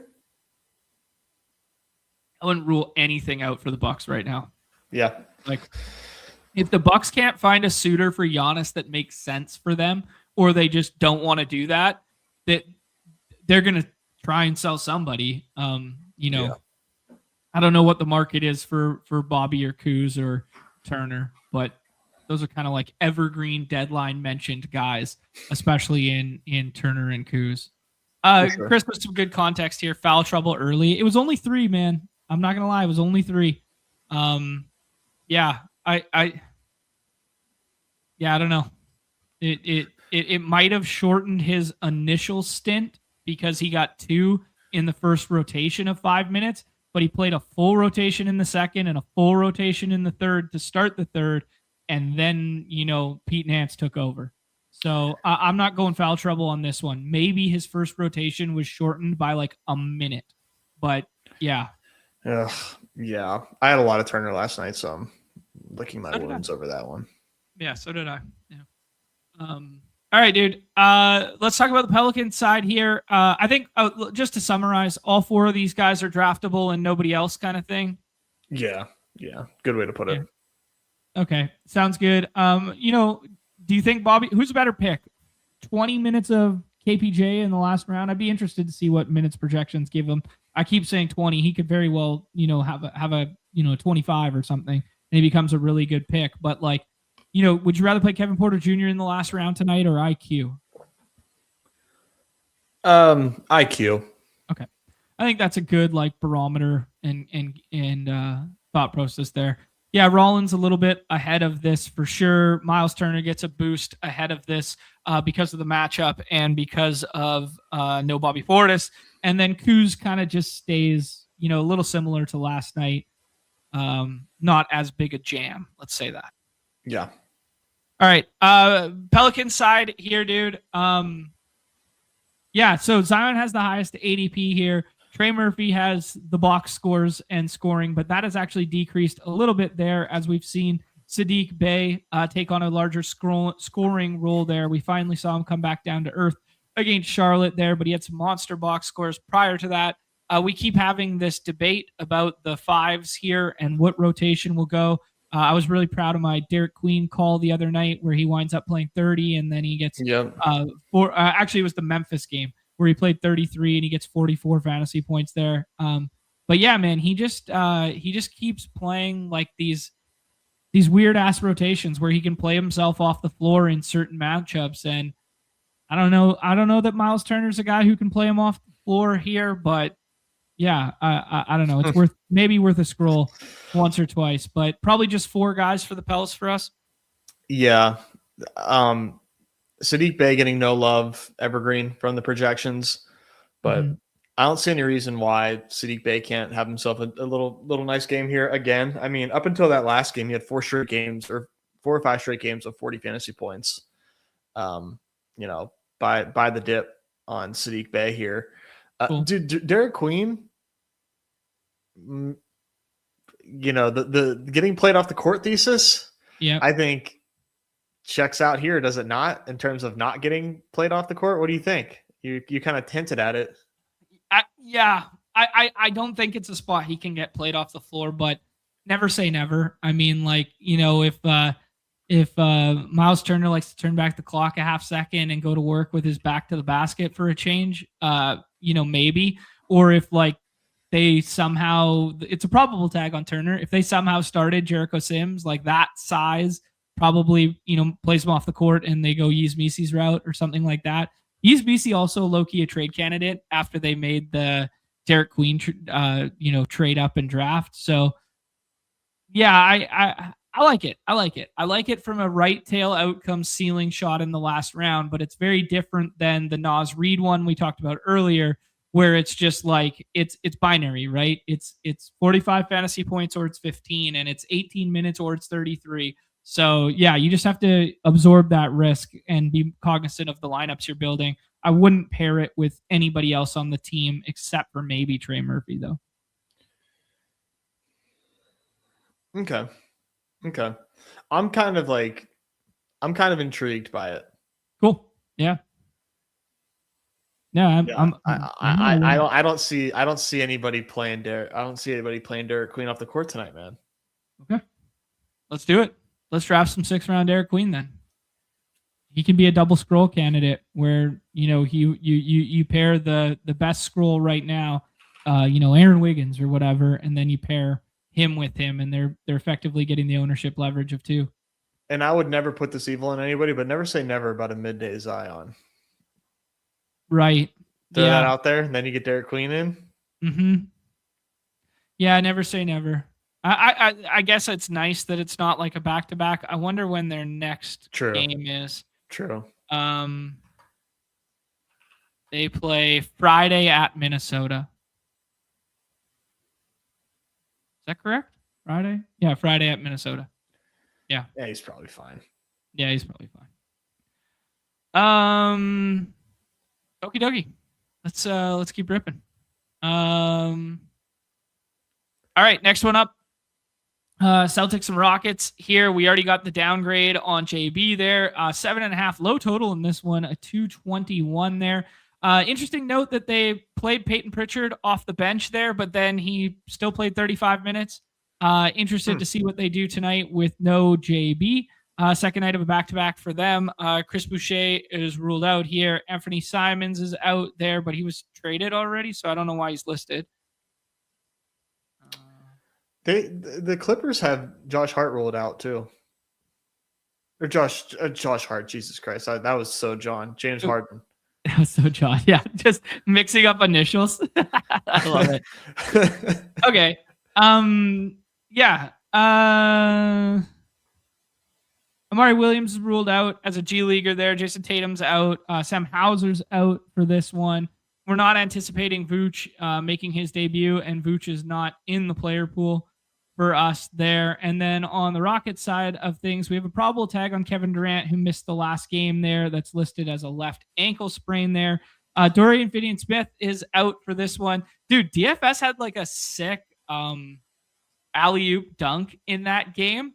And I was listening to it at the gym, so I wasn't like watching, and then I went back to my phone to like look at it to see it, and I saw the replay of it, and the announcer was like, he kind of gave like the WWE like Michael Cole, like, no, not like this, kind of like how he would get hurt or whatever. And he's like, this guy just came back from injury. We haven't had him all year, and you're throwing him alley-oops. And he was like, having like a mini freak out on the broadcast. It was actually so funny, man. That's hilarious. So funny. That's awesome. Yeah.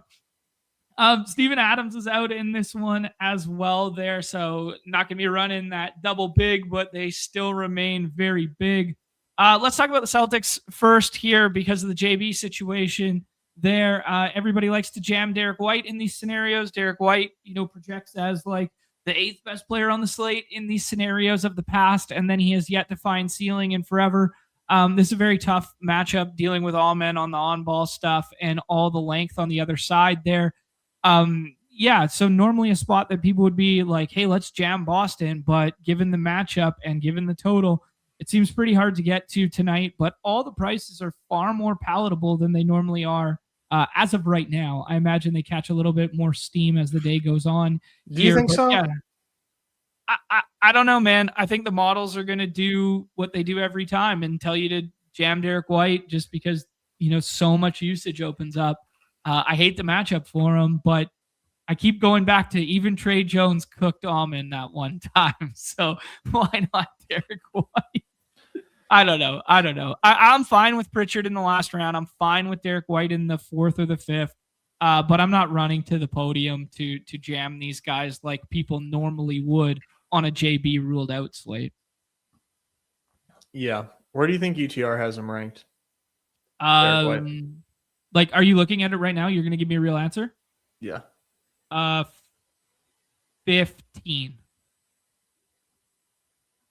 Higher than that. Yeah, see, there's my point. Yeah. Like the Gumby's, but people aren't doing it, I don't think. Like Gumby's gonna be taking him paired with his Joker teams. Gumby's gonna be jamming him, dude. I mean, well, it's tough because he has to choose between Derek White or Ryan Rollins. So, like, what are you gonna do? Gumby's rankings go Joker, Rollins, White, and then he just has the same 3-man combo to start every draft thus far.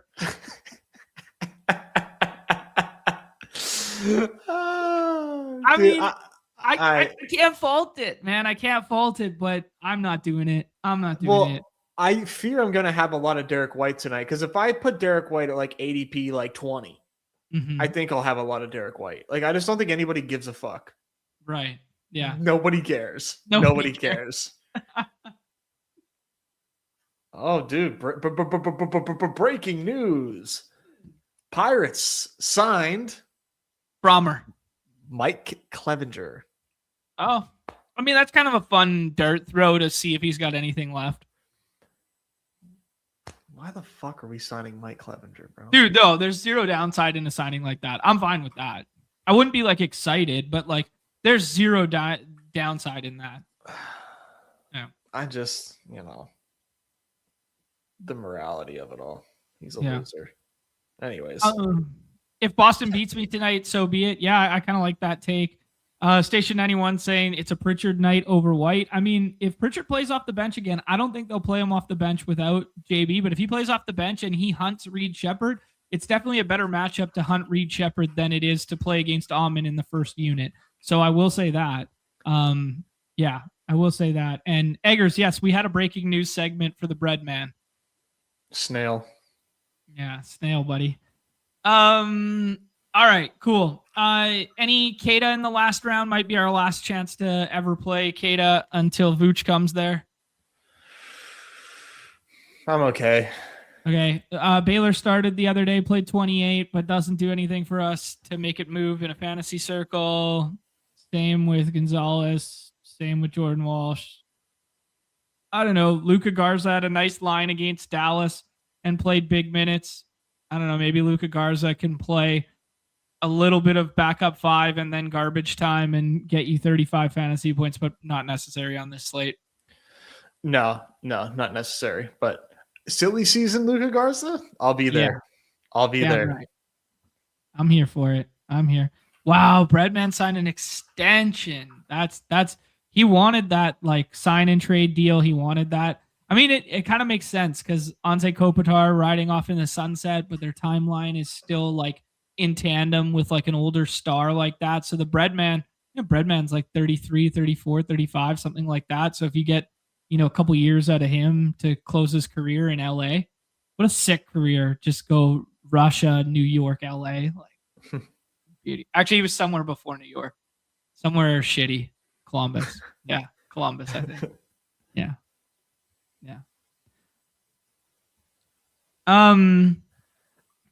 All right, dude. Let's talk about the Rockets here. Amon still going over KD. Maybe that's because of the probable tag. Maybe that's because of the increased drives and usage we saw with KD off the court that materialized in some nice fantasy outputs here. Those 50s, that 46. Big time minutes for Amon there in 2+ matchups. Not sure tonight is as plus a matchup for him, especially with the total and with KD back in the fold. Also got Tari Eason and Jabari in the last round. Hard to pick between the two, but both definitely have ceiling back there. Similar bets to like the Nas Reed stuff in the last round. If you want to play Tari, if you want to play Jabari. Just thoughts overall here. Do you like anyone? Love anyone? Do you like anybody above ADP? I like KD above ADP, but I do think that Amen right now is in the midst of being undervalued by the market, not by underdog drafters. They're just kind of accidentally getting there because of the in-app projection being higher than KD, plus the probable tag and the box scores. But I think the box scores are what the new normal is for Amen. Kind of talked about that the last time we had a lengthy conversation about Amen, where he's doing a lot more assist wise. Like he's creating a lot more shots for guys at the moment. And that's resulting in better fantasy scores. And also playing 40 minutes a game will help with that as well. Kind of like him here, man. I think that this is something that, like I said, I don't think the projection users are going to have a lot of Amen Thompson. So I think that makes him like appealing in that regard. Draft good projecting players around Amen Thompson and have some uniqueness in the front end of drafts. He has a high ceiling still. I don't think I'm going to get to much Tari or Jabari though today. Okay. Yeah. I mean, it's hard when it's hard when, everybody is cannibalizing one another and everybody's healthy, right? Like the nights we like to jam Tari is like that night when KD was out, right? Like it's like, hey, Jabari, fuck. I keep missing up my Jabari and my Taris. Yeah. And you can't just say Terror Twins anymore, like because Cam Whitmore's not there. So the Tari situation is the price tag on Tari is usually the same, whether or not KD is in or out, or whether or not Amen is in or out. And now you're just kind of like effectively paying that same price tag, but in a worse spot than it would be if one of them were out, right? Can he still get up to 31 minutes or 33 minutes with the first unit? Absolutely. But you're going to need 6 stocks from Tari to break a slate from the last round, which is not inconceivable, but it's like 95th percentile outcome kind of stuff. Right. Yeah. It's just not something that I'm going to gamble on tonight. All right. Sounds good, dude. Did you ever you like Amen more than KD tonight, because of your whole analogy with the models and that sort of thing? Yeah. Yeah. It's like, I like them. Like, I think they're both like fine. They're both like, they're very comparable. I just think most people are going to take KD over Amen. Okay. What do you think about projection? What do you think about T. Cage's take here that he'd rather have KD over Cat, Murray, and Brunson all on back-to-back? Nationally televised game. Maybe not Murray, but the next guys I can get with. Okay, sure. Yeah, the one thing I will say about those back-to-backs is nationally televised game where both Brunson and Towns played less than 30. Like they played like 25 last night, 28 or something like that. So like, I'm a little less concerned about back-to-backs in those situations. The reason not to like Cat is more that Mitch Rob is back more so than the back-to-back dynamic. Yeah, good point. Second nationally televised game of the night there is Thunder and Spurs here. Everybody wants us to talk about Aaron Wiggins, so we will go ahead and do so because Thunder have ruled like everybody out here. Spurs are 9-point favorites. They're setting up to have would this be their 4th victory, or they'd be their 3rd victory over the OKC this year? They 3-1 or 2? Yeah, I can't remember if they're 3-1 or 2-1 against them right now. They've been crushing them all year.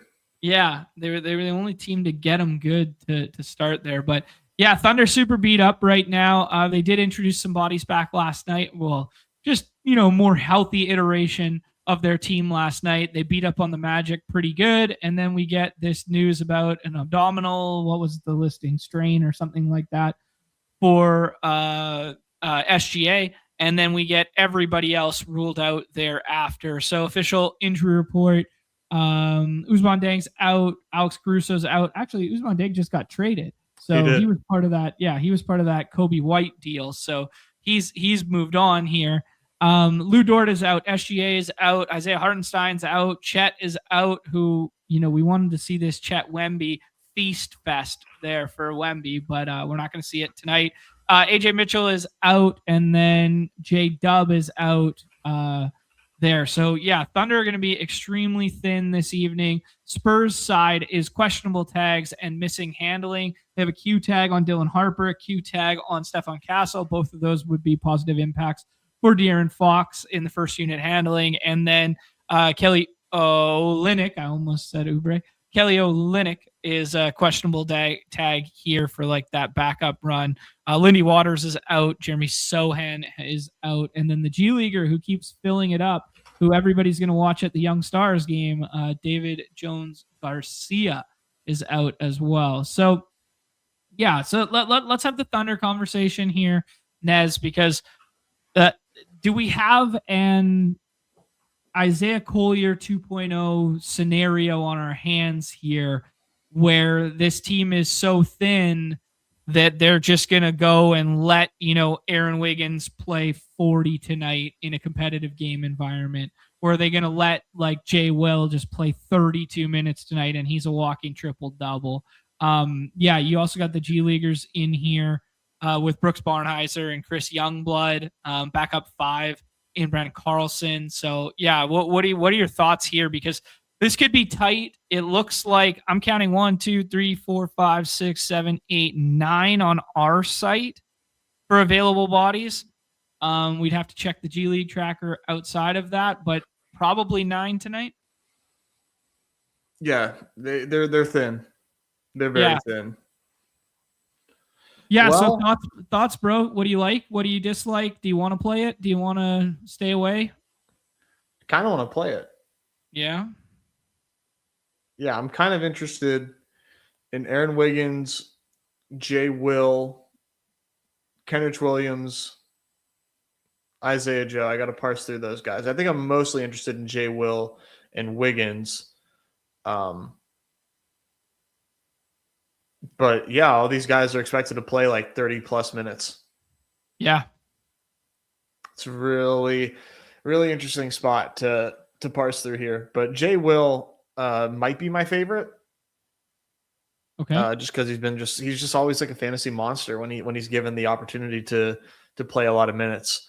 Not a good matchup with Wemby down low, but like he can still, he can still do enough, right? He's not like banging in the paint necessarily. Like, he's doing a lot of different stuff. So you're going to get a huge discount on him compared to Aaron Wiggins because people are probably going to jam the projection of Aaron Wiggins and like they're probably not going to project like that far apart, They shouldn't. So if you get an ownership discount on it, like you can see the projection on our site is like higher on Jay Will. So yeah, I don't know. Casey Wallace had a ceiling game the other night, hit a bunch of threes. He put up 40.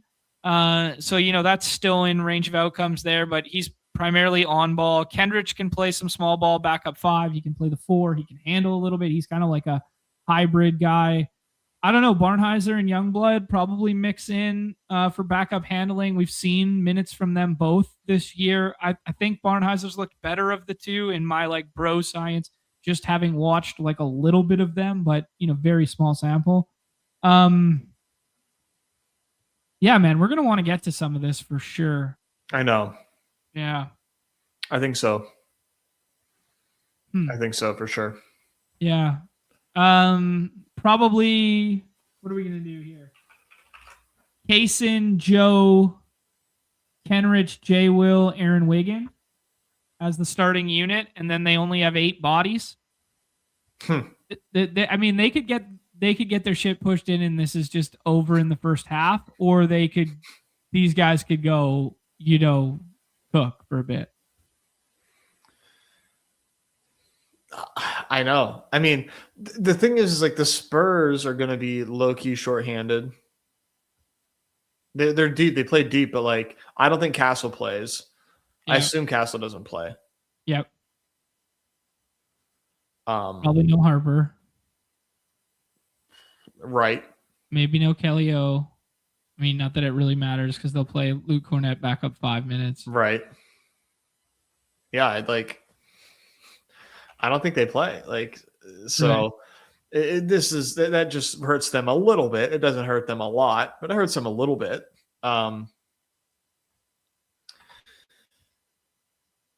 Yeah, man.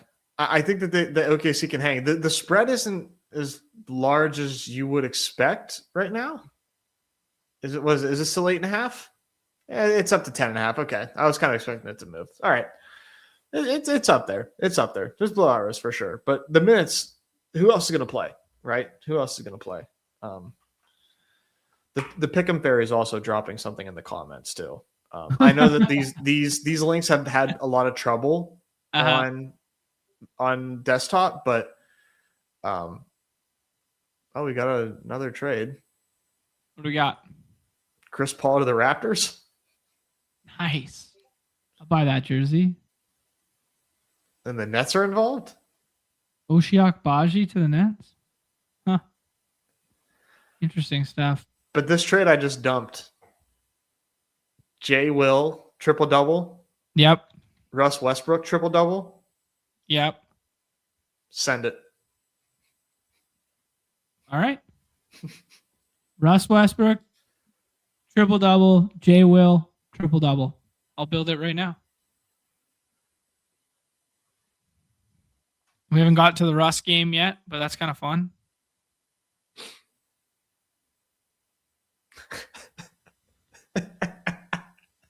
Anytime you see 17x on a guy, it just cracks me up. It's an absolute moon shooter here.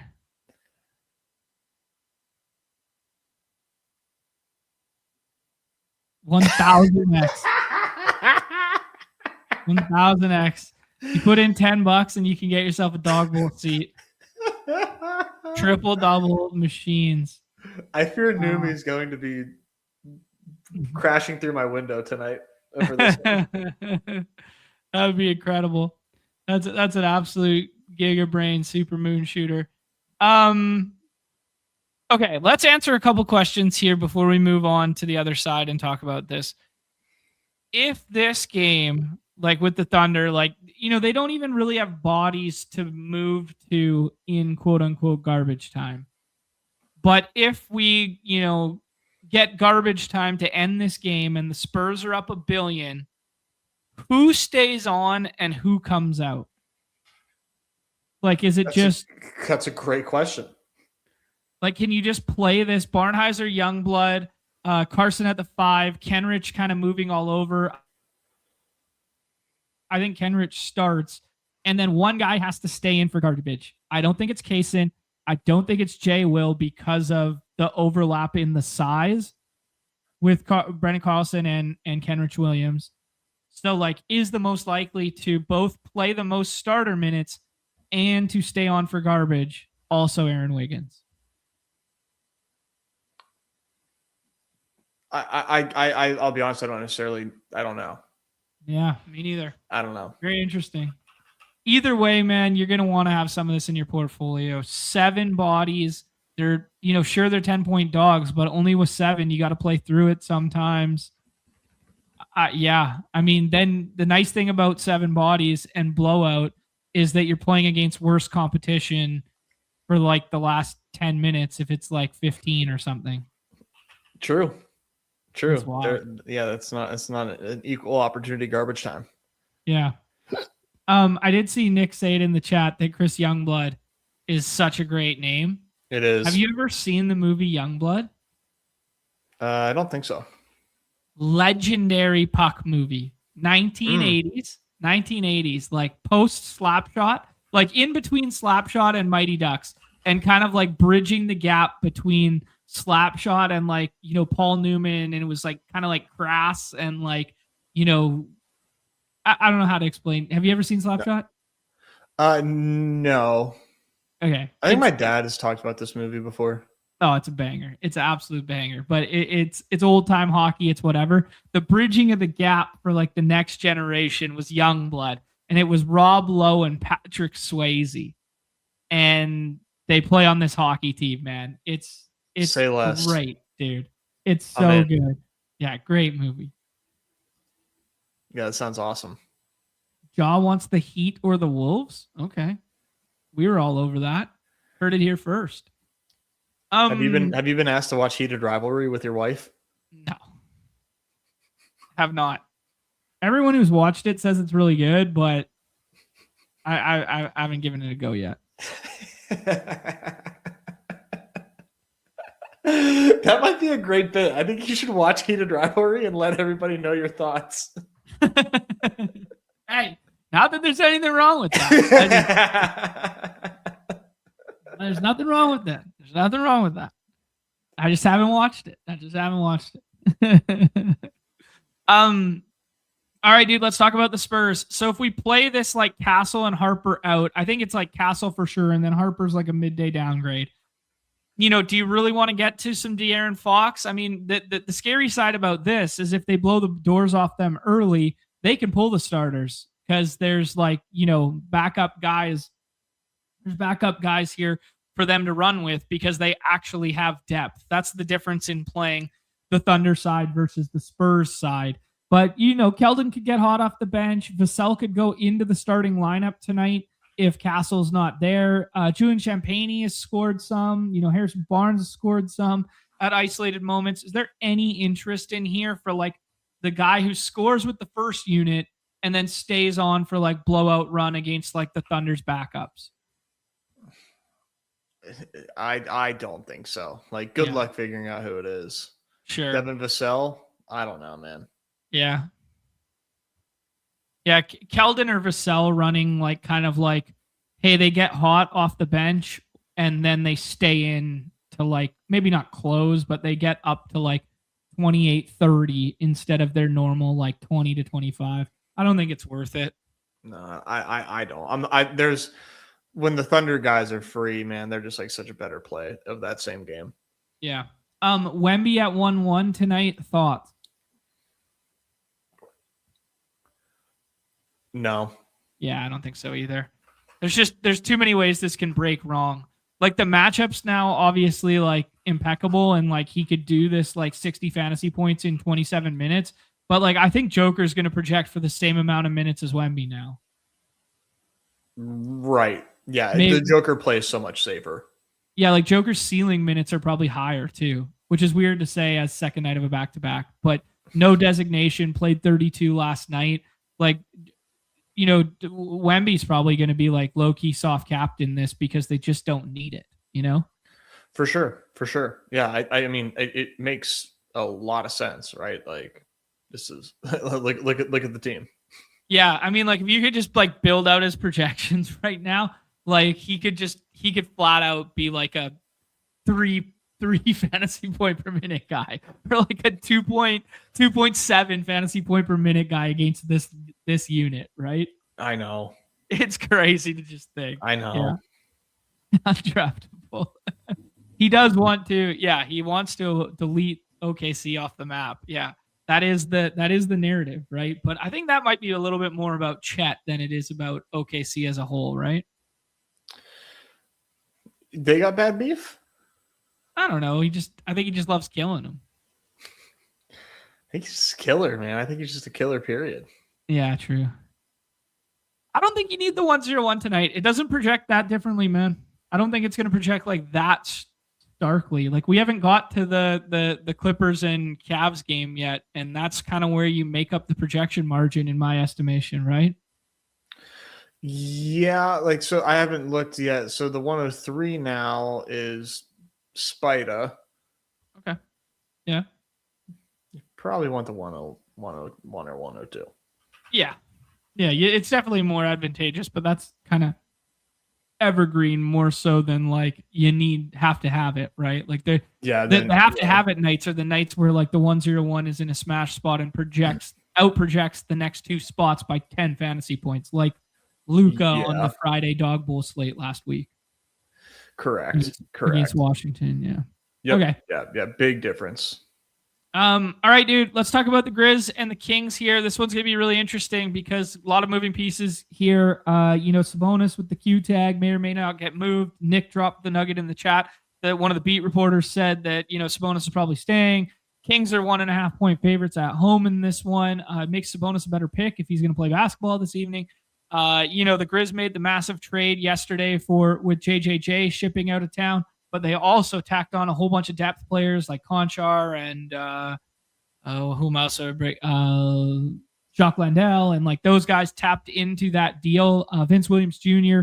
So it's freeing up some stuff for other guys on this Grizzlies team because they're going to be hella short. So Grizzlies and Thunder are going to be hella short tonight, and that opens up a lot of opportunity for us in the last rounds. And this is the highest total plus close spread, which is like a dynamic that we like to play into at times. So we have Santi Aldama with a questionable tag. He's available in the last round right now.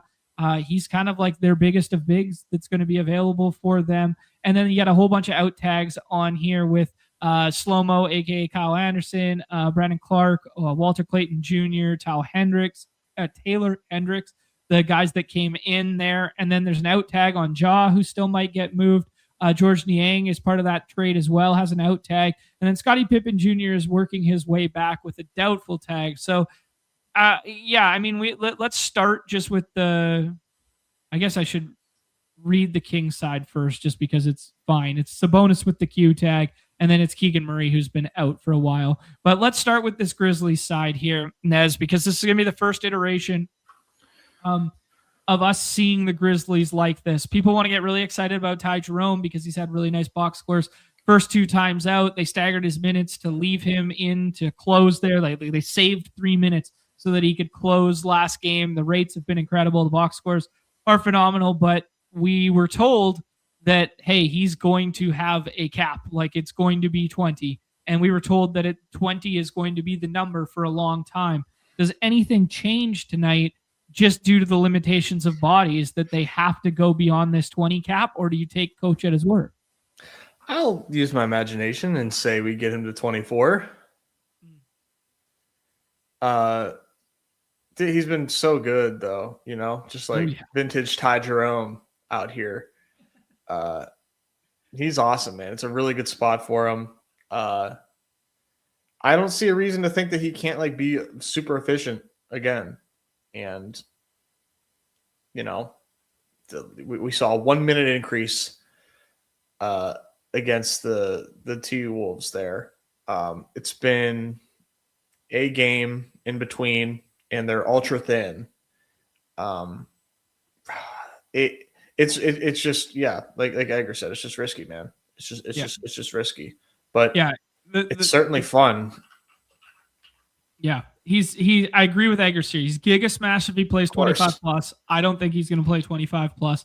If the shot isn't falling in these isolated windows, or his teammates and the caliber of his teammates that are going to be on the floor with him right now are going to be less than they previously were in closing last time out, right? Like, if it doesn't go perfectly for him, these numbers come down in a big way, right? In only 20 minutes. Like, it's so conceivable that he only puts up 18 fantasy points in 20 minutes tonight. And that's still fine. Like, that's good for the time that he was on the floor, but it's not good for us winning a contest. It's not good for us playing this game on a 7-game slate.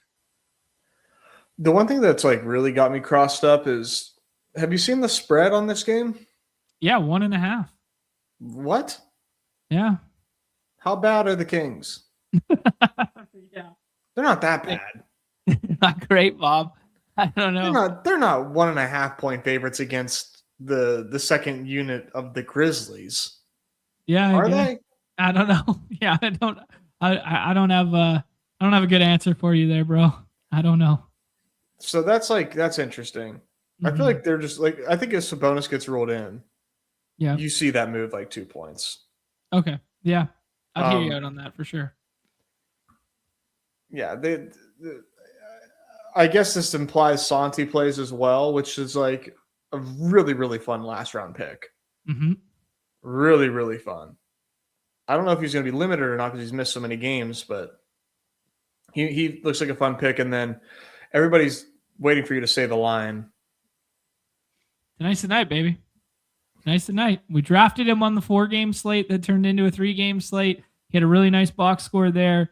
GG Jackson is so fucking fun from a rates perspective, guys. Give this guy the ball.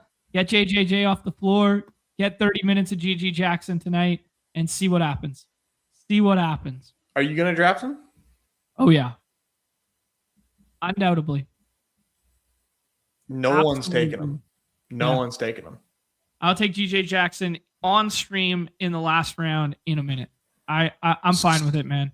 So we've got. Yeah, I watched that dude play basketball, and it's like people forgot what he did when this team was like running like 10, or like when they were like they had like 10 available bodies, and then they would get cut to 8 like 2 years ago. Like GG was good, man. So we have a team that's a 1.5 point dog on a 7-game slate and the highest total, and no one's taking this team. Yeah. And if anybody's taking this team, they're probably taking the wrong dudes, because I want the dudes who are going to play minutes, not the guys that were like crazy efficient in recent memory. Like, could Ty Jerome get home if he got 25 minutes? Yeah, but I don't think he's getting 25 minutes tonight. I think he's getting 20. I think if this is all still part of the process, I think Cedric Coward is still kind of like that soft 27 to 30, which is fine. He could still get home. But man, this GG Jackson and Cam Spencer are really, my spidey senses are tingling right now for a scroll. Yeah, I think if Aldama gets ruled out, yeah, GG. I think GG's a good play still, but if Aldama gets ruled out, GG like becomes like impossible to not take. Yeah. In drafts, and impossible not to be the number one swap for. Yeah. The guys are getting sold on GG here, but Eggers is he's going back in the archives here in his box scores. Rookie year, last game of the season. We were early to this, by the way. You said it. You literally. We were very early to this. Yeah, we were very early to this. His rookie season, 44 in the last game, dropped 30 plus 4 times. Like, when they need him, man. And I don't know. There was some. I was watching the broadcast, like when they did the baseball series, as Dink likes to call it, like the 1-1 against the T-Wolves there. I was listening to the broadcast, and they were saying that like Gigi's had to forge like a new role for himself, because he's not accustomed to just like coming onto the floor and just like being the guy and like being like, yo, now go get it. It's GG time, because that's what he was in his rookie year, because it was like they had nobody else. It was just like, hey, kid, go get yours kind of thing. And they let him play all the minutes and like that sort of thing at the tail end. And then now he's had to like learn how to play with all these guys. And now you take all these guys out, and it's like, well, what returns now? It's fucking GG time, baby. Like they're going to need them. They're going to need size. They're going to need scoring. And, even if Sabonis didn't play on the other side or got traded or whatever you said, like there's still size on the other side that you have to match with GG. Like Maxime Renault's big, right? Like Precious isn't like big, but he's big enough to be a 4 or like, yeah, anyways. No, you're absolutely right. The matchup necessitates his minutes. Yeah, for sure. And there's no, and like, even if Santi plays, we don't really know how many minutes he's going to play. They could just split down them. I don't know, man. Either way, I'm just like, I immediately saw GG and was like, oh yeah. I'm trying to go easy on the Cedric Coward, but it's, I find it difficult. I find it difficult to say post JJJ, post Jock Landell, all these moves against the Kings. They don't let this kid play 30 tonight. Right. Yeah. Like what are we doing if we're not doing that? Right. It's like, isn't this the dream spot to just be like, hey, take the reins off, go, buddy. Like, let this horse run and see what happens. But I guess they just have seen enough and they know, hey, this is what we got for the future. Let's just keep managing him. But yeah, I agree with you, Nez. Like, I would love to be like, let this kid Cedric fucking Coward, baby. I think I'm gonna do it. Okay. I'm not gonna. He's not like my all-in play, but I'm gonna have some Cedric Coward tonight for sure. Yeah, the one little different wrinkle to the Grizzlies than the Thunder is like they do still have like 10 bodies, where it's like, Olivier Maximus Prosperous. Whoa. Yeah. Maximus Decimus Maximus Meridius. That was a classic gladiator. OMP. He got burned at like the 4 with Dallas and stuff like that, right? He got burned earlier this year. Like he's a NBA caliber 10th man, like rotation guy. Like he's good for 10. He is. Yeah, he's good for 15 to 20.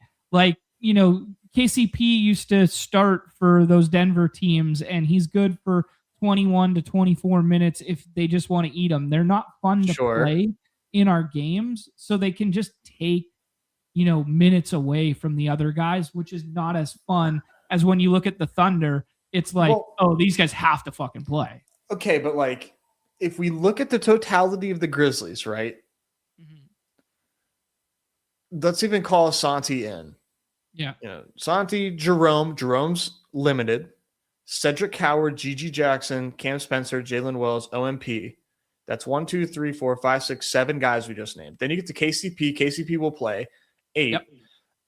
Do you think this kid Javon Small and Jahmai Mashak, you think they're going to get burned? Javon played 21 the other night. So I mean, they just love to just keep it 22 to 27 for everyone, regardless of what the name on your jersey says. It's so annoying for fantasy because we want to get really excited. Hold on. I need to look at this game on the 31st. I gotta make some sense of that. I know it's the Grizzlies way, and they should have kept their coach if they were just going to do this bullshit again. They ran 1, 2, 3, 4, 10 deep that night. Yeah. So, yeah, annoying as fuck. Yeah, so you basically take this rotation and then you just change Jacques Landell's name for Santi's name. So right? There's no, okay. No Vince Williams, though, so you can remove him. You can remove Jock, but like you said, you're just replacing Jock with Santi. Yeah. That's it, huh? Yeah, we're basically just chopping 22 of Vince and moving it around and hoping that it lands on Gigi and Cam Spencer instead of OMP, Javon Small, and Jalen Wells. I'm not doing Spencer because Ty Jerome is that's an absolute block. Yeah, that's his music, not Cam Spencer's anymore. Yeah. Yeah. I'm still going to play a little Cedric, dude.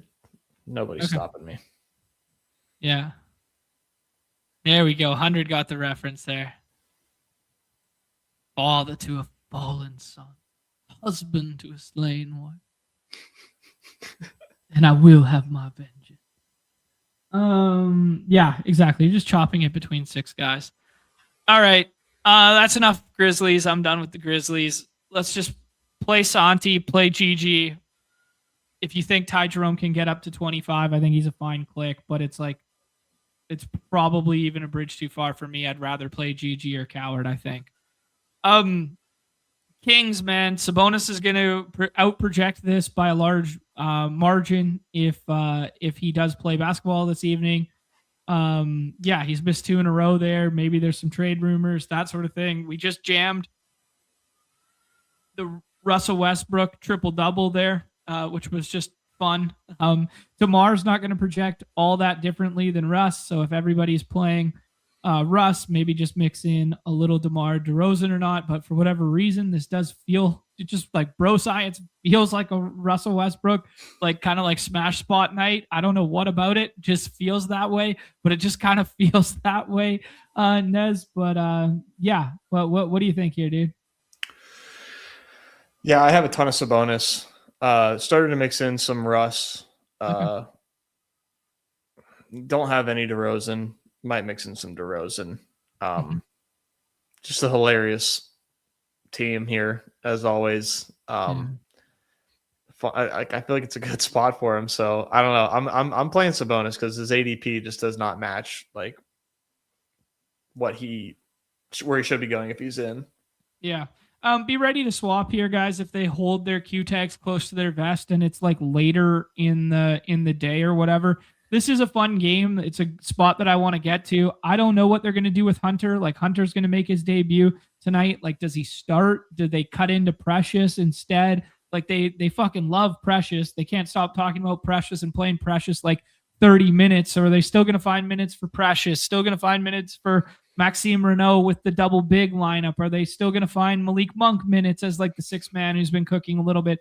Like there's a lot of like good name value on this team that nobody wants, and they're all just like the cast-offs now, you know? Like, so if they can't find trading partners, if they can't find trade partners, there's so many bodies here, and it's just kind of like Sabonis, Westbrook, maybe DeRozan if you want in the last round. But if they can find trade partners, you know, something could open up here for us to get like a little bit excited of like, okay, Sabonis is ruled out and Monk gets traded, which makes Levine safer in the last round or something like that. I don't even know if we still want to play it, but it's a good spot against the Grizzlies in theory.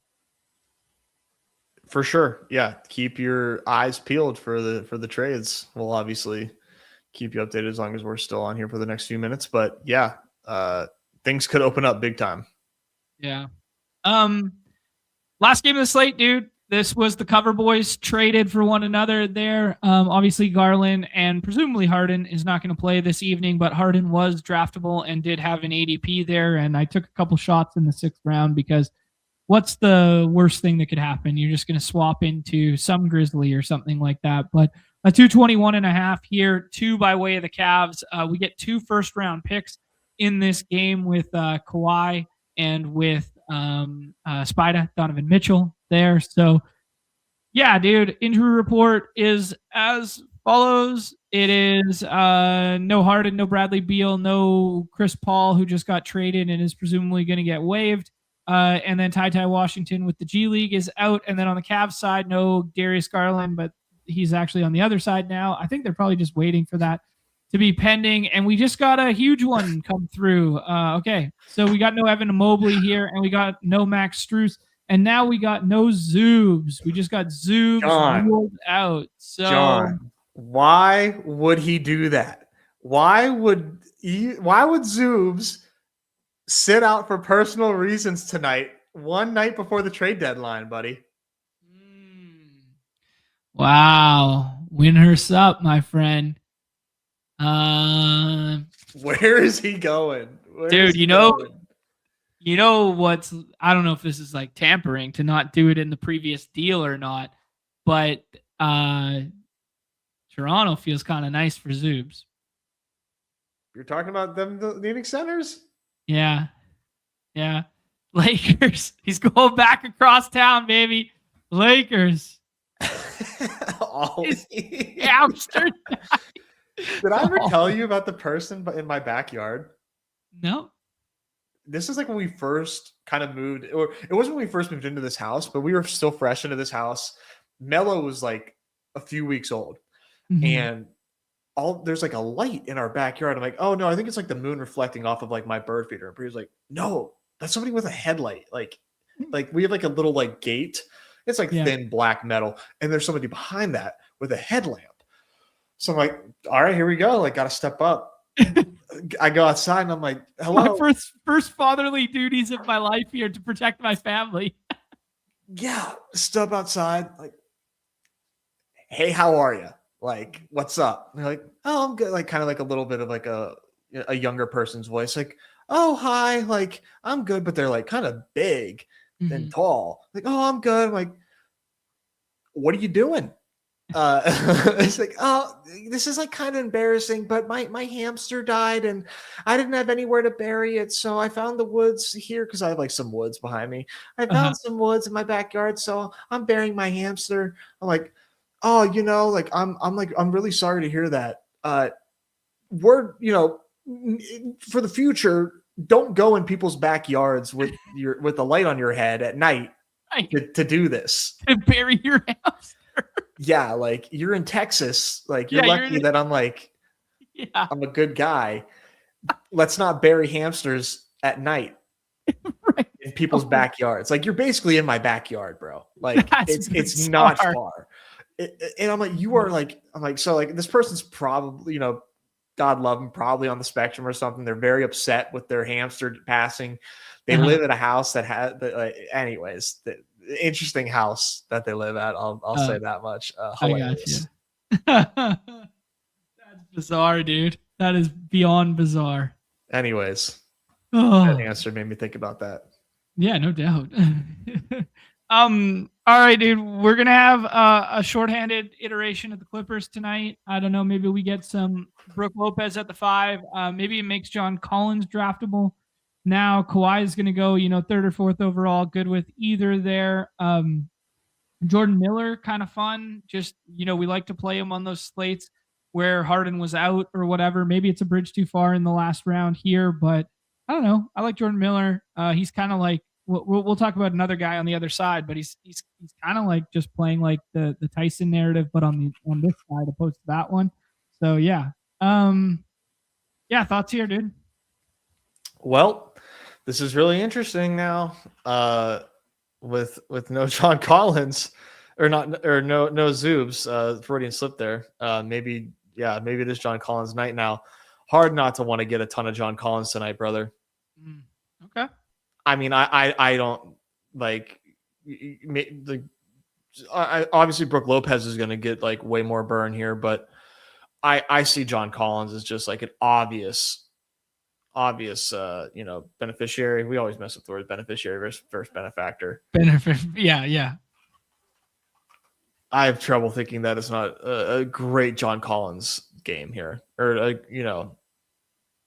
I like John Collins. Okay. Yeah, I'm good with it in the last round. I mean, we've seen a little bit of ceiling from him in the past. There was that monster 8 stock game that he had, but I don't know. Good floor ceiling combo in the last round, and the minutes are going to be pretty safe. Probably plays, some at the 5 or just gets more offensive usage without Zooms being there. You just take good usage guy off the floor. Anybody else that's draftable on this one? Not for me. Okay. Sounds good. And then we move to the Cleveland side here. Life without Darius Garland, although they were already playing without Darius Garland. As you guys can see, James Harden was in the player pool there. We're not anticipating him playing this evening. He's listed out on the injury reports, but I took him a couple times just because, hey, what if he happened to play in the last time there, in the last round? I guess, outside of Spida at 3 that everybody's going to be clicking, what else can we play here, Nez? Like, do you like Jared Allen? Jared Allen coming off of that monster game against Portland, 85 fantasy points, like truly like almost a 1-of-1 stat line. I saw some stat that it was like, the guys who had reached a stat line like this, and they're like all Hall of Famers basically, but only 29 minutes and he went 40-17, 5 and 6 stocks.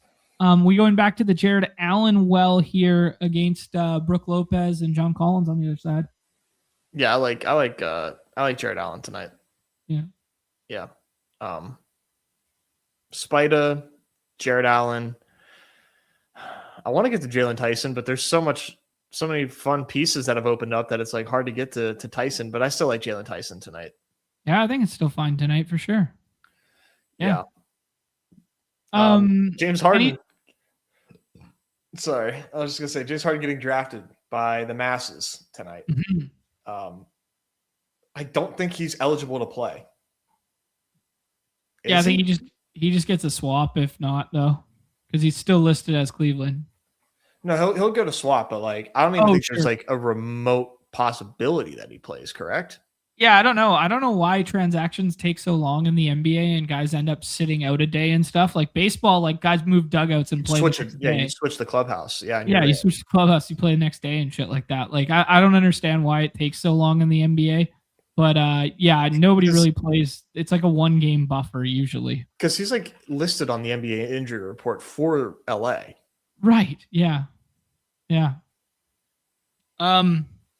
But yeah, the Cavs filed. Okay. James Harden's not listed on it, but he's listed for the Clippers. Right. Yeah. Like that's why it's like, oh, is it still pending or is it still? Yeah. Here you go. Yeah. So Darius Garland's on this side and James Harden's on this side. So I don't know. Yeah. Then there was to editorialize that because like, why isn't he showing up as out in the app? Yeah. I don't know. Yeah. We'll have to wait and see here. Anyways, I don't think he plays basketball tonight. I don't think it matters, but I did take him in the 6th round a couple times, and I saw Zakarian do the same thing because it was kind of like, okay, this is a free square if he does play basketball, but he's not going to play basketball. Anybody else here? I'm excited to see like the rotation and what we get with like Keon Ellis and Dennis Schroeder as like the backups there. I'm excited to see what it looks like, but it's not playable in our game at all, and it's gonna change instantly once James Harden gets added there. But I'm just excited to see what it looks like. Yeah, for sure. Mm-hmm. Yeah, the show is going forever. You say it like it's a bad thing, Austin. Yeah, this is a long. We can wrap it up. Yeah, we're fools to think that today was just going to be like, hey, we're just going to do hoops. It's only 7 games, and then hey, maybe we'll draft like baseball or something. But we're just talking about a million different things out here and bullshitting around. It's a fun day. All right, dude, let's get in here. This is my 6th draft on the day here. I got the solver draft assist fired up there, and we roll the 105 for this one. Mr. Good Boys in the chat. Hey man, there you go. There was my suspicion. Look at this. So ETR projection 45, 45, 43, 45, 39, 38. Like it's a very tight band in the first round. Obviously you want the 101, but yeah, it's kind of what I was alluding to, where like this isn't your traditional 101 where like smash spot out projecting everybody by 10. Like it is pretty balanced despite the names out there. I agree. Yeah. I'll take the over on that Nikola Jokic projection. Sure. Yeah, that's fair. Yeah. I'll hear you out on that for sure. I'd agree. JK, I'm asking, who is y'all's number 1 swap tonight? I think gun to my head right now, I think it'd be Jay Will or Aaron Wiggins. How about you? Yeah, I think I have to go Thunder first. Yeah. And then I'd maybe look toward Peyton Pritchard. Mm-hmm. And then probably Kings, maybe John Collins. I gotta see. Okay. Yeah, respect all the takes. Who do you like here? Sengun or Ant? I've been doing Sengun. Okay. I'm gonna do Ant. And you know why? Why? Because he projects for more points via Leone? That was one reason. But because you said nobody's taking Amen on this side of the board, and I don't want to pair Amen with my Sengun stuff. I want to play Amen by himself. There you go. Well done. Yeah, look at Ryan Rollins just popping off the board. Yeah, Ryan Rollins, the highest projecting player there at 14, evergreen. How are you going to play that rest of day? Are you going to just try and get like super overweight, or are you going to try and jam it at or super overweight and jam it at like 7, 8, 9, or are you going to try and catch him falling to like the 3rd round? Who's that? Ryan Rollins. I'll probably take him where Chad did. Okay. 105. 205. 205. Sounds good. Yeah. Egger spot triggered. Yeah. That's like the bot in the Discord there. Yeah, the Rick bot or whatever the fuck. Yeah. All right, guys, we got about 110 on the YouTube side. We got 250 some odd, 280 on the X Machine side there. Do me a favor, hit the like, subscribe, notification bell, all that fun stuff. And we also have the giveaway. So be sure to hit the giveaway tag there. I think I kind of like BI here, but I would take anyone, dude. Who do you like? Sabonis? I don't take Sabonis this early. I would probably say BI. Okay. Well, I mean, what difference is it if you take Sabonis at that pick or the next pick? Well, that's assuming you're going to take Sabonis at the next pick. I think I like it. Do you like Derek Sabonis more than Miles Turner? Yeah. Okay. Yeah, take Boner. You like Sabonis more than Derek White? Yeah, I do. Okay.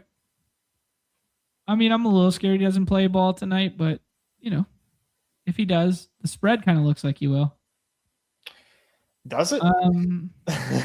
Yeah, I don't know. Maybe not. Does it? 1.5 point favorites. I was like, dude, they're that's a jam. It's a lock. That's the lock.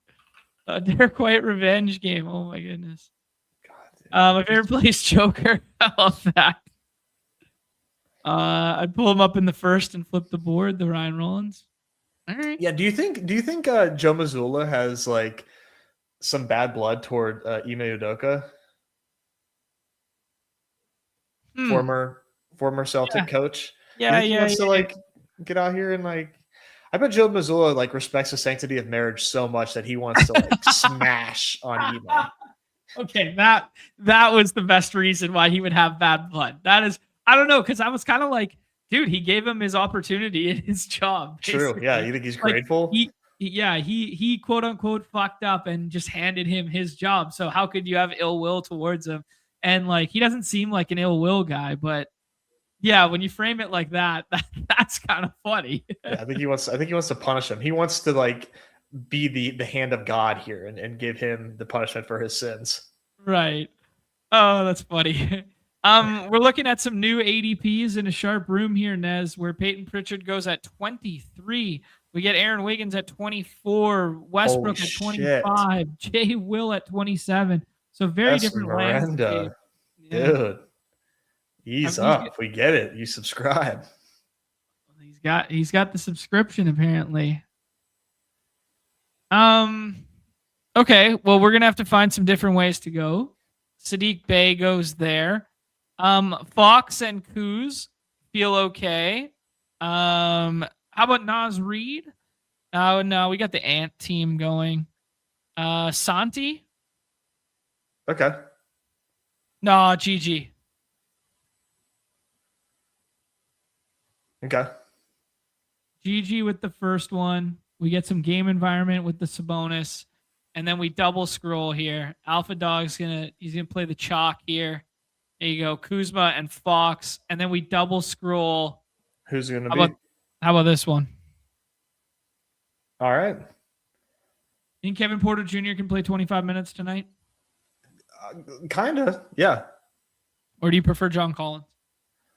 I do Kevin Porter because he's more fun here. Okay. The one thing that does scare me is like when Kevin Porter Jr. got phased out. That was when Giannis was healthy, right? Like phased out in. You remember he got moved to the second unit, demoted, and like barely played. That like whenever he was like last healthy. I don't remember that. You don't? Yeah, that like for sure happened. Oh, in my mind, I'm just like Kevin Porter Jr. always smashes. He always just gets fantasy points, bro. Yeah, no, that happened.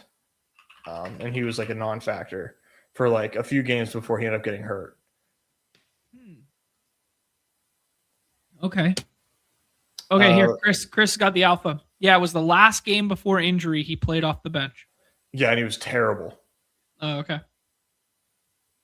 He went from 29 minutes to 23 minutes to 28 minutes.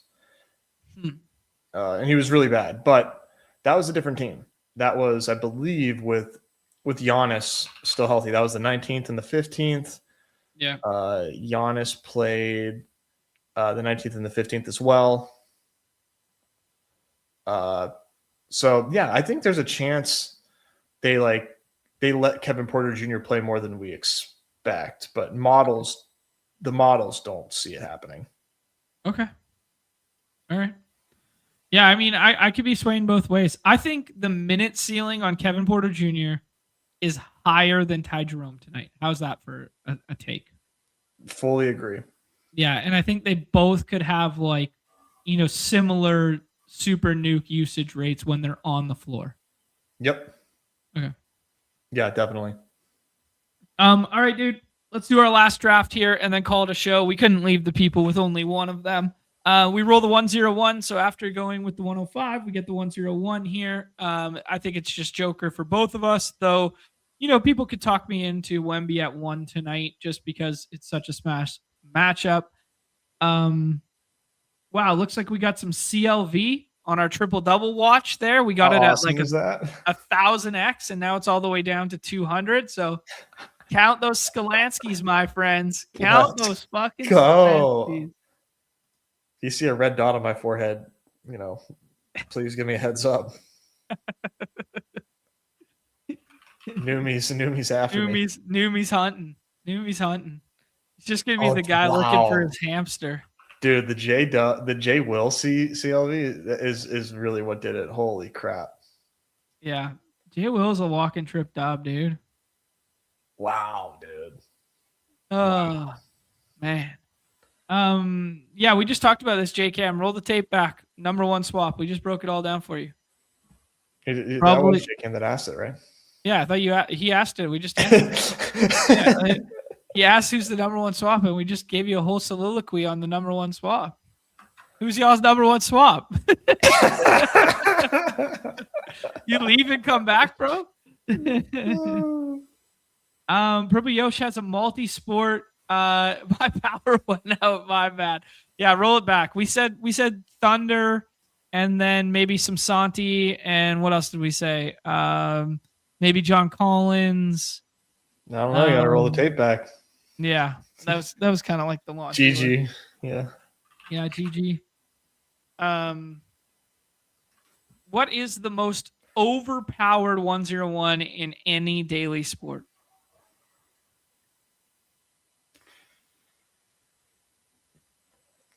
Is it Scotty? Scotty's insanely goated. I was gonna say small slate Joker. Yeah, small slate full Joker in a good spot. Small slate full Luca in a good spot. Yeah, best ball 101 Joker. That might be it. Dude, yeah, 50% advance rate Joker missing 30% of the season. Huh? Yeah.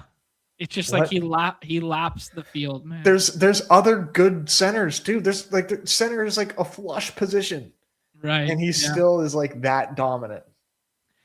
Nez, you got your fucking wish, bro. I'm not making you do anything. You got your wish, bro. Who do you want? Decisions. Who do you want for the second pick here? Do you like Zion? Do you like Trey Murphy for like some game correlation, or do you prefer Brunson? No, I like buying the dip on Zion. Okay. Yeah. I could can I float you a different idea? Depends. What is it?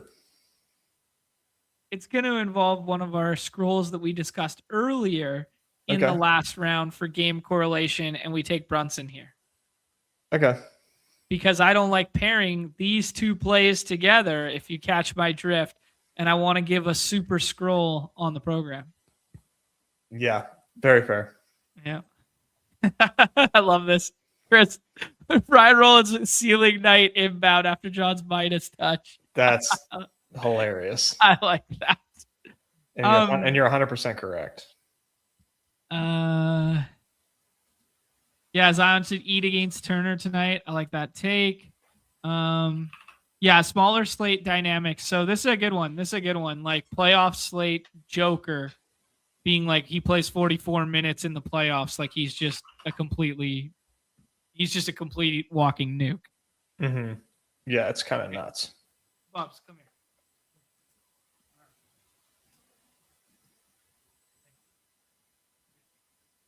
One more draft and then we go to the park, okay? Oh.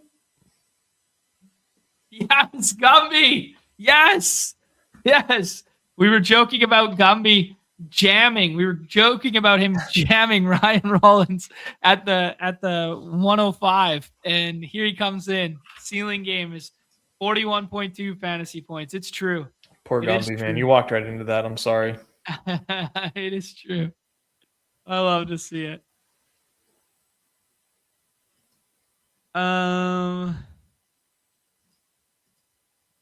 Yeah, the Raptors are going to make moves for sure. I mean, there's a lot of smoke around like RJ moving and stuff like that, but they're just going to buy out the CP3 thing. That was just like a money and whatever kind of deal.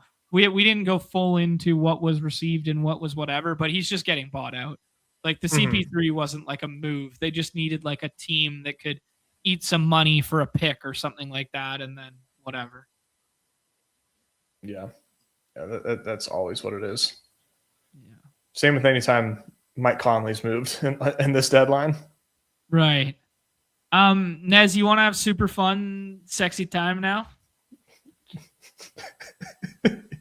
let's have super fun, sexy time. Super fun, sexy time is Aaron Wiggins plus Jalen with a Y. We're super scrolling. We're pairing them together because it doesn't matter because they're going to play so many minutes. It doesn't matter. And then, clip that, guys. Nez, want to have super fun.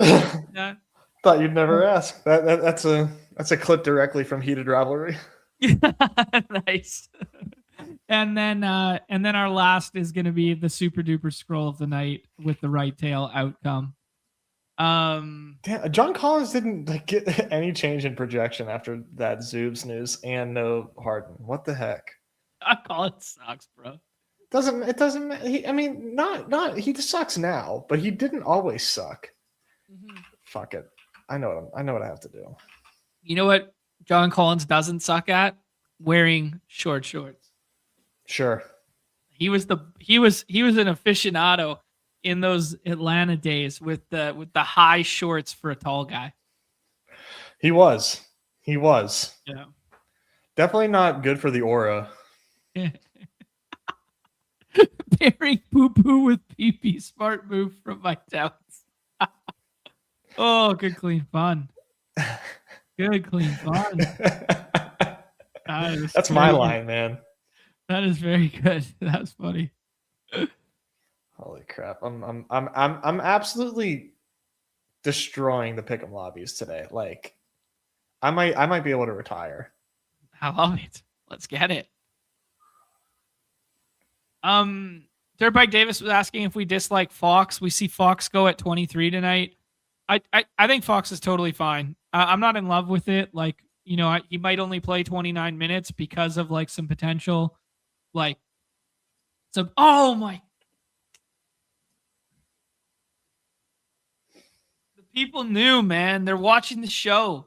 I gave away too many clues on the Derek Queen scroll. Oh, damn it, bitch, dude. Fuck. Well, we just did KPJ, so that would be boring. John Collins just went. Let's see who this guy takes. Oh, man. We're so close. There's such a fun, super scrolly team. And Westbrook goes, fucking A. GG?